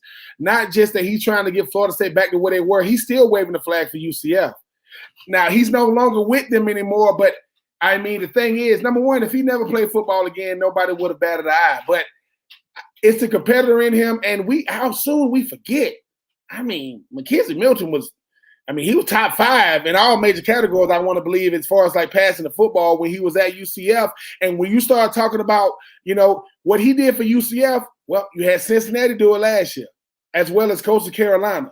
Waving that. Let me add this real quick, just for context, Ben, for people who don't know about Milton's stats. He was 2nd in the nation in passer rating, right behind, I think, Baker Mayfield as a sophomore. That year, he had over 4,000 yards passing, 67% completions, over 11 yards per pass attempt, 37 touchdowns, 9 picks. For his career, he has almost 9,000 yards passing, 72 touchdowns, 22 interceptions, has over 1,000 yards rushing and 20 rushing touchdowns. So this is a guy that's done it all in college football. Mackenzie Milton is the most important transfer this year, BJ, because number 1, he shows, you could do it in more than one school. You can come back from a career-ending, seemingly injury to have success. And, I think what happens is, isn't this how the transfer portal is supposed to work? This is how it's supposed to work. Not these, fairy tale endings like Cam and Joe. That's another stratosphere. But I think the thing about Mackenzie is it's showing that, look, man, I think he wanted to be a UCF Knight his whole career. But he was like, look, I'm not going to be a distraction by coming back and putting pressure on the current, Gabriel. I want to say Gabriel, the current quarterback now. I want to know, too, look, I want to stay in the state of Florida. I'm just going to go from the central part of Florida to the panhandle. And, BJ, the thing is, people shouldn't be shocked when they see what he do, because he didn't lose his skill set. He got hurt. So, yes, I am rooting for Mackenzie Milton, because I think that's the greatest. That's why we root, right? That's why we cheer for college football players. That, BJ, we love the underdog story, but bigger than the underdog, we love a comeback story. Them comeback stories are, I thought, because every time he does something, it's going to be, this is the McKenzie, they're going to be going back. I don't know. They already got, I don't know who's going to do the ESPN special on Mckenzie. It's going to be somebody going to sit down with him. Maybe Tim Tebow working for ESPN again at the time, and he can do it, or Danny Cannell or somebody. But I will say that I love the storylines that we have, from Cam to Russ to, to Kyler to Baker Mayfield, to Joe Burrow to Jalen Hurts, all these different guys. I think that you need another storyline. Well, what about the guy who had a career-ending injury? That's what you're getting out with this one. So he's adding to the prestige of the quarterback position, BJ. And I'm saying all this, and y'all gonna play my Gators, man. And he go out there and light it up. I'm like this. Congratulations, Mackenzie. Well, let me ask you this. I mean, he had a good spring game, and I think more importantly for Mackenzie Milton, again, the former superstar quarterback for the Knights, Central Florida, was healthy in the spring. Went through kind of a traditional spring, played in the spring game, I think, which was on ACC Network, had some big throws. I mean, but if you're being honest, Florida State's still kind of working on things. Okay, Florida State is not where Florida is, not where Miami is, certainly not where Clemson, Alabama, Georgia, those programs are right now. I know a lot of people, when they look at Florida State's schedule, say, if you're being honest, maybe 6-7 wins. It's a really tough schedule. How do you place expectations on a guy that on his resume has already gone undefeated, has already, in the eyes of some, won a national title, has already had an All-American year, but now he's at a place where Florida State, obviously incredible history, tradition, all that good stuff, but probably isn't ready, at least in the eyes of most, for a championship run this year. What are your expectations for him with this team in 2021? And I think they'll be better, but the schedule's really tough. Taj Boyd, when I say that, I mean this. All we know about is Deshaun, right? All we know about is Trevor, right? Well, somebody had to start that thing, right? Now, Deshaun was trying to start to get past the Clemsoning to take it where they are now. Florida State used to be what Clemson is now, but most of these, I don't want to tell my age, but they were too young to know that. BJ, somebody's got to move the needle to get Florida State back in the right direction. I think it's Mackenzie Milton, because it's like this. When somebody, and I appreciate this, I really, really do. This is humbling stuff. When people compare when people say, hey, Ben, man, without you, there is no Kyle Pitts or Trey Burton or, Cornelius Ingram, because somebody had to start it, right? And I appreciate that. That is because I didn't see that in that regard. Well, Florida State just got to get back on track, and it's going to take a quarterback, BJ. It's not going to take a coach or a coordinator or a 5-star recruiting class. I think Mckenzie Milton said, I want it. You got to think he's saying, all right, I want it. With everything they've been through, yeah. And if he does, BJ, 6 or 7 wins is one thing, but getting Florida State back to where they need to be to where, because somebody's going to have to challenge Clemson. Well, right now, think about it. What do North Carolina and Miami got in common? Quarterbacks. T.R. King, Sam Howell. And that's the only way you're going to dethrone these immovable objects. You need a quarterback. So Mackenzie Milton said, somebody said, how do you want the last chapter of your book to read? The guy that got Florida State back on track. And I think he's the guy for it because, BJ, nothing should scare him. He thought that football was over. So when Coach Norvell called his phone and said, hey, man, we can welcome you to Tallahassee, I think he's the guy. So, yeah, I think he is built for it. They're going to have to protect him. I don't think it's going to be as many call runs as it was when he was with UCF. But, BJ, all it takes is that big hit, and he gets up, and he knows, okay, I'm all right. It's going to be scary for the competition because, like I said, they beat North Carolina at home last year with a guy that didn't even play the quarterback position. I think that Florida State going to shock some people this year, and it's going to be because of Mackenzie Milton at the quarterback position. Well, we'll see. A lot of big-time transfers out there. In terms of the top 5 teams, yes, Georgia included, how do we evaluate these schedules? We'll do that next. 3 and Out on the Southern Pigskin Radio Network.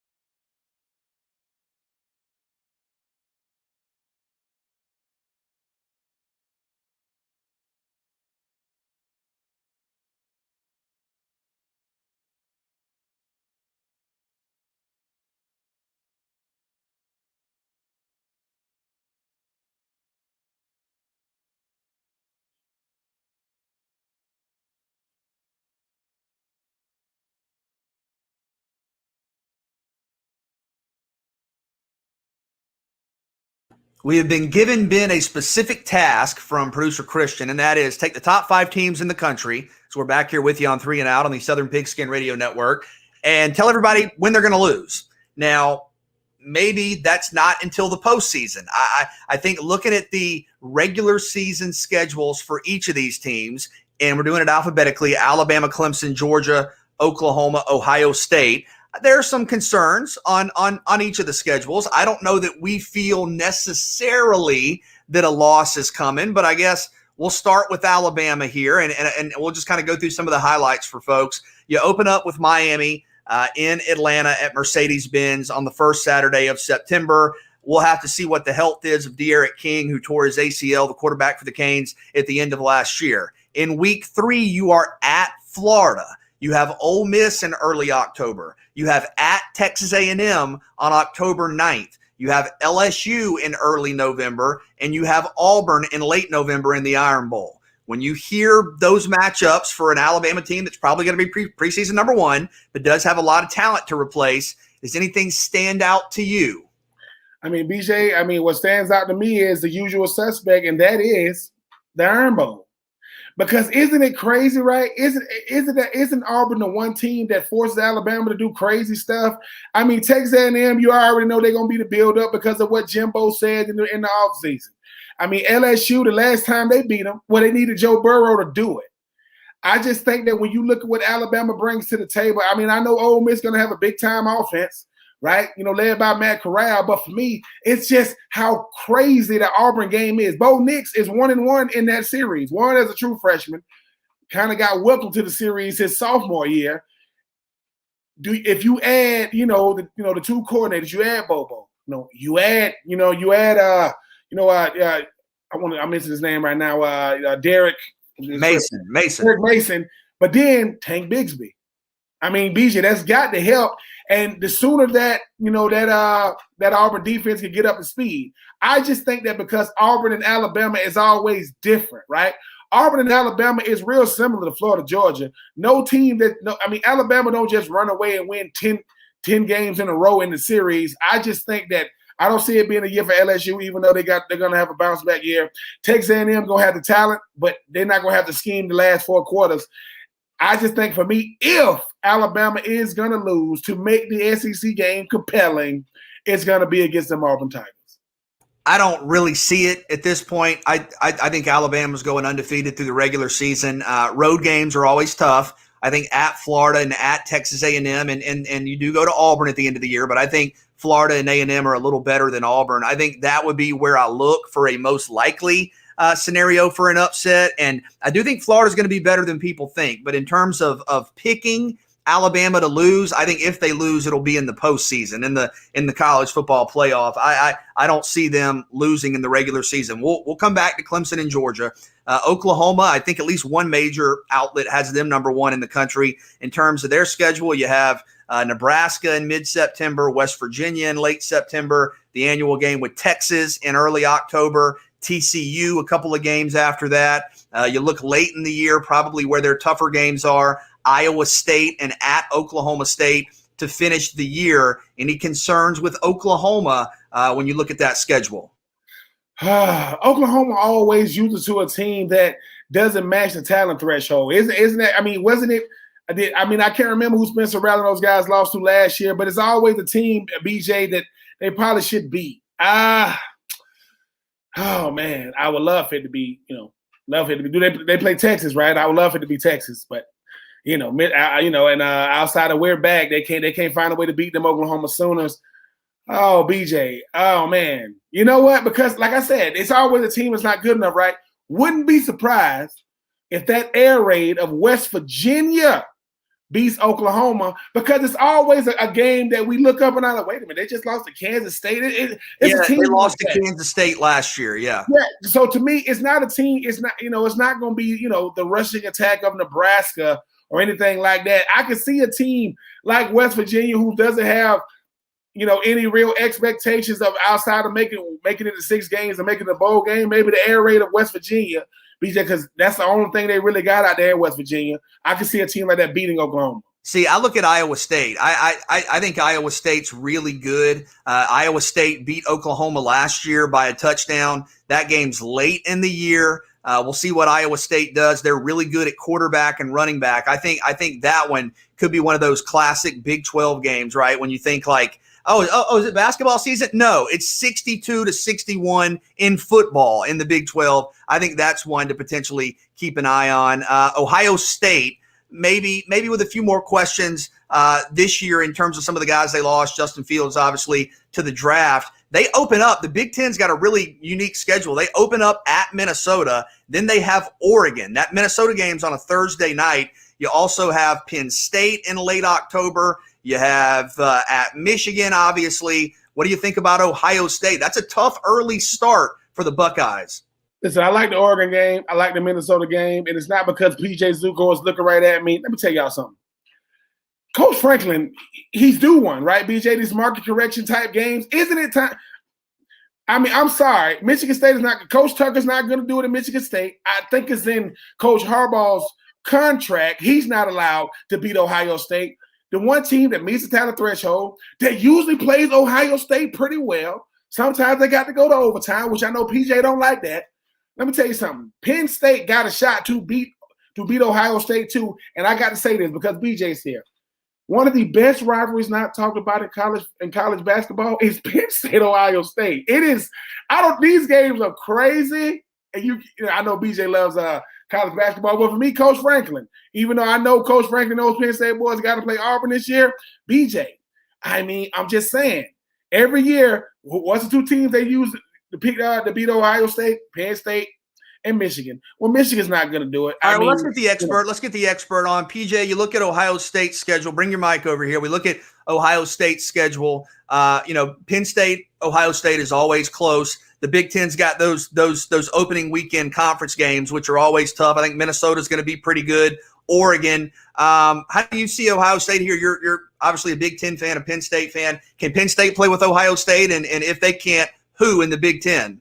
I think they can. I mean, obviously, I'm going to say that, right? But I mean, I really do think they can.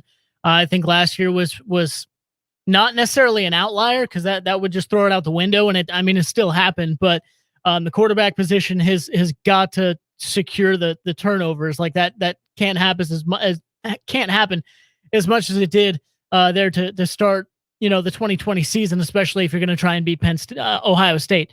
Now, again, yeah, I don't think Michigan State's an option there until they actually do it. I'm not going to pick Michigan to beat Ohio State with Jim Harbaugh there. I'm not really sure how much talent they have there at Michigan this year, to be honest with you.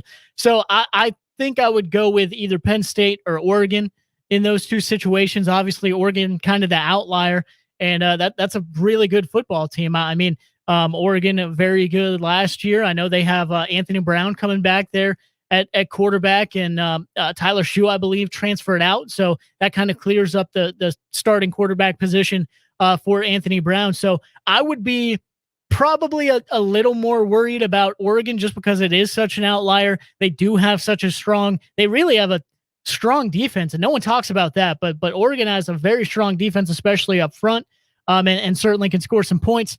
So I would go Oregon number one, but if they're going to lose in the Big Ten, it's going to be against Penn State. Yeah, I would keep an eye on Oregon as well. I think Kayvon Thibodeau, potentially the number one pick in the draft at defensive end. He's a guy that can take over games. That's an interesting one. All right, Clemson. We'll get to Georgia's schedule last. We mentioned, man, on paper, it's hard to see a loss outside of Georgia. Now, that game's going to be 7:30 Saturday night, the opening weekend of college football, as good as it gets. But after that, I mean, at NC State, maybe. At Pitt, maybe. Florida State, who knows? Who knows what South Carolina will look like? In terms of the regular season schedule, Ben, is it really just that opener for Clemson? Yeah, it is. I mean, that's going to be their best shot because that's going to be the only team that meet the talent threshold, BJ. But the fact of the matter is, I mean, Georgia, Georgia got 5-star players. Clemson has a 5-star culture. Culture meets, tradition, I guess, if you want to call it that. But Clemson, to me, BJ, is going to sound similar to what you said about Alabama. They'll lose in the postseason, I don't see them losing in the regular season because isn't this their normal? I mean, DJU, they lost in the regular season in 2020. It wasn't because DJU didn't perform. It's because the defense forgot to show up that day. Well, that's not going to be a problem this year. Coach Venables is not going to have, those type of losses on his resume because he wants to keep his persona and reputation of being the number one defensive coordinator in college football, regardless of whoever Alabama has as their D coordinator. So for me, Clemson's going to run the gauntlet, BJ. They're not going to lose in the regular season. They're going to be another one of those usual suspects in the college football playoff, and I think they got a shot to lose in the college football playoff. Yeah, I right now I see Clemson going undefeated through the regular season, and that kind of gives a hint to Georgia's schedule. But it's not that Georgia can't win that game. I think they're one of the teams that has the talent to potentially beat Clemson. But if I'm making this pick right now, months out, I think Clemson has fewer questions, a few more answers. I think Georgia's probably one of the 5 best teams in the country on paper. I think Clemson's probably one of the 2 best teams in the country on paper, right there for me with Alabama. I think Clemson, even with Mike Jones transferring to LSU and Darion Kendrick being gone, I still think you have 9 returning starters on defense, and your defensive line is going to be the best in the country. We saw DJ Uiagalelei, what he was able to do. Justin Ross back, one of the best receivers in the country, and we'll see. I'm sure Georgia feels like them not being picked in this game is them being disrespected a little bit, and I get it. Look, Georgia has earned the benefit of the doubt. They can play with anybody. I think this game's going to be close. Maybe I feel differently about it in a couple of months, but right now, I think Georgia, a couple of more questions compared to Clemson. And if I'm picking it right now, I would pick Clemson. Now, I'll look at Georgia's schedule for me. You obviously have the opener against Clemson. You have at Auburn. That's in early October. You, of course, have the Florida game in Jacksonville. At Tennessee, who knows what they'll be like in November. But not an overwhelming schedule in terms of the conference slate. You have Georgia Tech at the end of the year. We'll see how Missouri is. But I think it's a manageable schedule. Obviously, Jacksonville is Jacksonville. We know that. But does anything stand out to you outside of the opener and maybe that game in Jacksonville?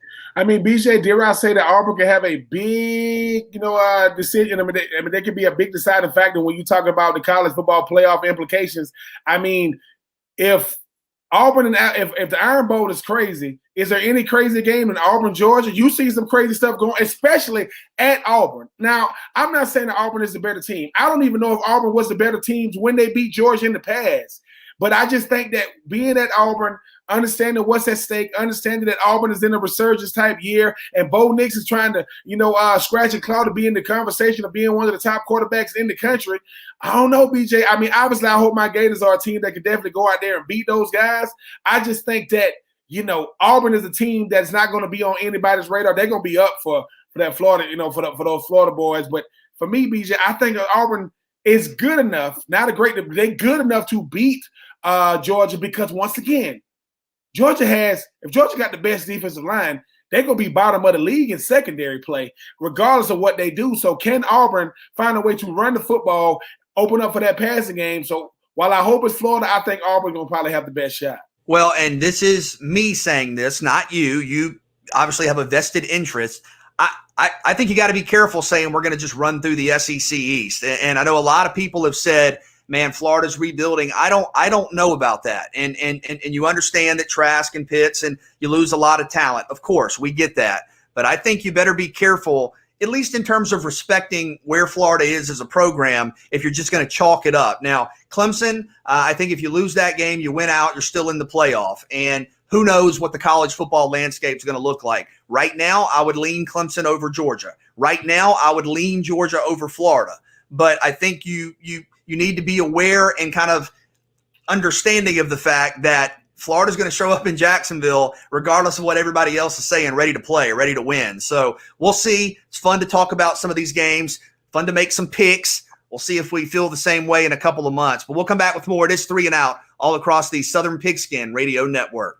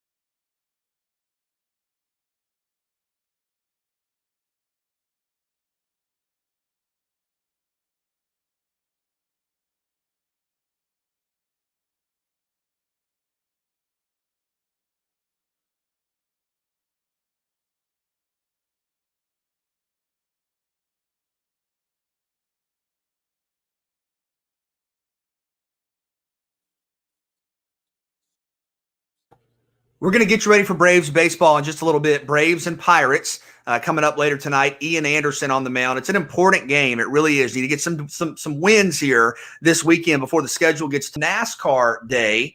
And who better to ask about this than PJ? You have green, white, checkered, obviously, which you can hear with PJ Zuko. So, PJ, what's it all about? National NASCAR Day. All right, so I'm not going to lie. This is something that, Christian is very much into. There are other people that are very much in. Apparently someone got together and decided that every day is going to be a different national day, whatever it is. And hey, they chose, I believe, the third Friday in May. Every year is National NASCAR Day. So, it is what it is. But, what is NASCAR? I mean, it's about getting in the car and going fast, man. That's it. It's about competition, right? It's about being first no matter what. It's about if you're in a tournament and you're the runner-up, you're the first loser.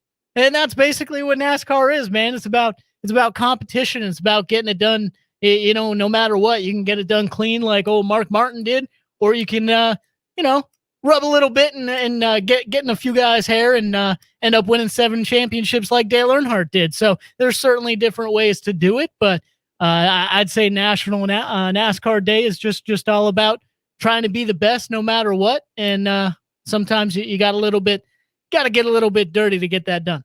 All right. I know you were talking about Martin Truex Jr. and kind of is the sport underappreciating him. Tell us about him. What's going on? Well, Martin Truex Jr., it's interesting. NASCAR, you have these different careers that, it's a lot like football. Let's say a star gets drafted right in his rookie year, second year, third year. He is just lighting everything up. You have your NASCAR drivers like that, just winning races, winning championships their first years in the sport, everything like that. And maybe they fade away, maybe they stay that way forever. Martin Truex Jr. was kind of the opposite of that, to be honest with you. He broke into the sport, got 1 win in his first 3 or 4 years, but you have these teams also that are in certain fluxes as well. And the team he got in was DEI, and at the time they were basically closing down there in 2006, 2007, 2008. So the equipment wasn't great that he raced with. He still was able to race well and get a victory. And kind of throughout his career, 9-10 years into it, he would get with a really good team, win a few races. And then that team would kind of fold a little bit, but then he would go to a lesser known team or a 1-car team, which are primarily underfunded, don't have great equipment, but he would bring the talent around him, the team around him up to his level. He did that a few different times and even won a championship with one of those teams in Furniture Row Racing a couple years ago. Since then, he's gotten with Joe Gibbs Racing, who's one of the best teams in the sport. He's winning races left and right. He hasn't gotten another championship yet, but every year he's in the mix for that. And I just think there are other guys that are louder. There are other guys that are more polarizing in the sport. And sometimes you might just forget how good Martin Truex Jr. is. And not only that, but that there's a crowd of people that say, well, he wasn't that great until he got into this equipment. And I would argue with them until the cows come home, because he's a guy that lifts up everybody around him. And I think he's made the current team he's on, Joe Gibbs Racing, that much better. So I just feel like, we talk about a lot of different guys in the sport. We hold them in very high regard, and Martin Truex Jr. has to be one of those guys. And for whatever reason, I don't think he necessarily is the past couple years. And PJ, I mean, when I think about National NASCAR Day, what is the best for you? Is it, even though he's retired now, is it the legacy guys like Dale Earnhardt Jr.? Is it the personality guys like a Kyle Petty? Or is it the rivalries? Because the thing about NASCAR is you got guys that's on teams, but you got a lot of guys that genuinely do not like each other. Sometimes it spills over off the track. What keeps you compelled? Is it the legacies? Is it the personalities? Or is it the rivalries? It's a little bit of everything, right? I mean, I do love the rivalries, but at the end, I think we've seen that kind of diminish as the years have gone on, because it has been kind of, a family in the past, but in the sense of you got guys keeping in touch with each other on social media, hanging out on the weekends, things like that. And sometimes it's just not as easy to form a rivalry with another driver if you're going to see him or you're going to talk to him off the track or something like that. So I think the rivalries sadly have kind of fallen by the wayside, but there are ones here and there that do start to shine, and you really love to hold on to those. But I don't know, man. I think it's a lot of different things. It's the excitement of a finish, a photo finish, and it's also the appreciation of a dominant win of a guy that leads 90% of the laps, and you're like, holy cow, yeah, I might have fallen asleep for a minute, but that guy just dominated. There was no one near him the whole race. That's how good he was today. So there's a lot of different things. I think, yeah, the drivers and their personalities, which is funny because a lot of times you assume that you don't really get to hear a lot of their personalities or see a lot of their personalities because they're in a car all day, right? But how they drive is a big example of said personality. So, those guys, the great ones, the 7-time champions, they keep you interested just with the history of what they were able to do. The new guys who are up and coming, you want to keep track of their careers, and just the combination of the history and the tradition of the sport and the newness of the sport and the new ventures that they're going through, the new guys that come into the sport, and you want to see them do well, or maybe they've done something you don't like, and maybe you don't want to see them do well. That really keeps me intrigued to kind of all of that thrown together.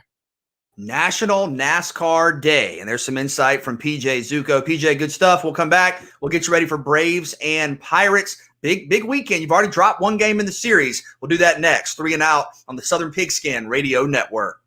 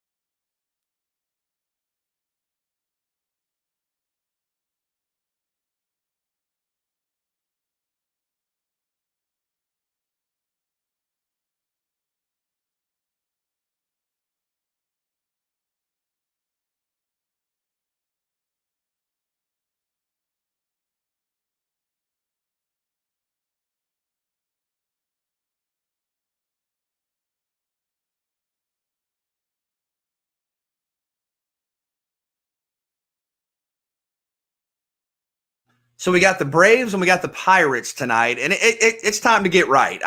The Braves need to get hot, need to win some games. It is still early, and that's why when I talk to people, and sometimes just friends and family, like my brother, will talk about the Braves, we'll both kind of say the same thing. It's early, but, or yes, it's May. However, when you look at some of the storylines, and Ben, they are what they are. We can kind of say the same things now that we could last week, the week before. You're not winning games when they're close. I think, 1-8 now, or let me look in the show notes. We had the exact notes now, but you're talking about bullpen struggles. You're talking about not coming through in extra innings, in late inning situations, and you just need that confidence, man. You're not getting 1-9, PJ? Yeah, thank you. 1-9. You've got to find a way to make it happen. And given what's coming in the weeks ahead in terms of the schedule, 1-9 the Braves are in games tied after 8 innings. That is a staggering number, especially when you think about how good Atlanta was in those situations. And I guess it's kind of balancing itself out. But when you got the Dodgers coming up, when you got the Mets coming up, when you got the Red Sox coming up, you got to beat the Pirates at home. You have to. And the thing about it is, BJ, too, I mean, we keep talking about this Braves team is right there at the brink, right? They'll show some flashes of brilliance, and they'll go back to to where we've grown to know them to be this year. And maybe that's what it is. Maybe we need to stop giving the Braves the benefit of the doubt based off what they've done. That's not what they're doing. Based off what they were, that's not who they are now. They are the defending National League East champs. That's not what they are, as far as like moving forward this year. I do think they have it in them. I'm a big fan of Ian Anderson, BJ, when you look at what he's done since his debut and what he's doing now. But the problem is few and far between. It's not enough good things to go off of. We can't be saying good job, Ian, when he can't pitch the whole game. This lineup needs to start, really, really putting pressure on these opposing pitchers. I mean, when you got them, BJ, if you're looking at this lineup, with Freddie Free and Marcel and Ozzie and Ronald, they should be mashing. Yeah, you need the middle. You need Marcell Ozuna and Freddie Freeman to get it going. And both guys have been hot in stretches, but overall, you need that production in the middle of the lineup. I just think that, BJ, they're going to have to start. They're going to have to get right and stay right. It can't be a win here or there, but what they've grown to be this year, sandwiched in between. I just want this Braves team to just play in all 3 phases. Let the lineup help the starting pitching. Let that starting pitcher hopefully feed over to the bullpen and get a win. Because obviously, when you go back and watch the tape, you're always looking at what you didn't do well. Well, so far, that's been every aspect of the game. Go out there, get a win, build some momentum. Because, BJ, you talking about running the gauntlet. That gauntlet is seldomly, it's randomly approaching. I just want this Braves team to start getting on the streak, because who knows how good they can be if they start putting some wins back to back together. And you don't need the bullpen as much if the starters, this is breaking news, breaking baseball news. If the starters can go deeper into games, you don't need to use the bullpen as much. So that's something to keep in mind if you're a starter. I'm just saying, Ian Anderson's been really good. If he can, give you 6, give you 7, maybe you don't have to, get as weird necessarily at the end of the game with some of these bullpen situations. But we'll see. I don't want to come across. I don't want to see somebody going, "Oh, you're saying the Braves are." No, I'm saying it's time to start winning. I'm not saying that you can't realize your goals. You can't win the division. You're 3.5 games out. Thankfully, although the Mets have been better, nobody's been incredible. Nobody's been unstoppable. But given what's coming up, it's time now. A couple of weeks ago, you could say it's early. A month ago, you could say it's early. I don't think we can say that anymore. I think we need to say it's time to start winning games. And I think Atlanta's poised to do that. Ian Anderson goes tonight. PJ, thank you for joining us on the show today. Ben, another edition of 3 and Out in the books. Hope everybody has a good weekend. Want to remind you, shows stream live on the web, ESPNcoastal.com. We're on Facebook, Twitter, and YouTube as well. And we are moving closer to the college football season. I believe, 99 days until the start of the season. So, Ben, 99 days until Georgia kicks off an SEC championship season. Well, I don't know about the SEC championship season, BJ. This will be Kirby Smart trying to get off the hot seat, if you want to call it that. But hey, everybody think they want them Clemson boys until they get them on a neutral field. We will see. All right, so now Kirby Smart's on the hot seat. We'll think about that throughout the weekend and see you on Monday. 3 and Out all across Southern Pigskin Radio Network, ESPNcoastal.com.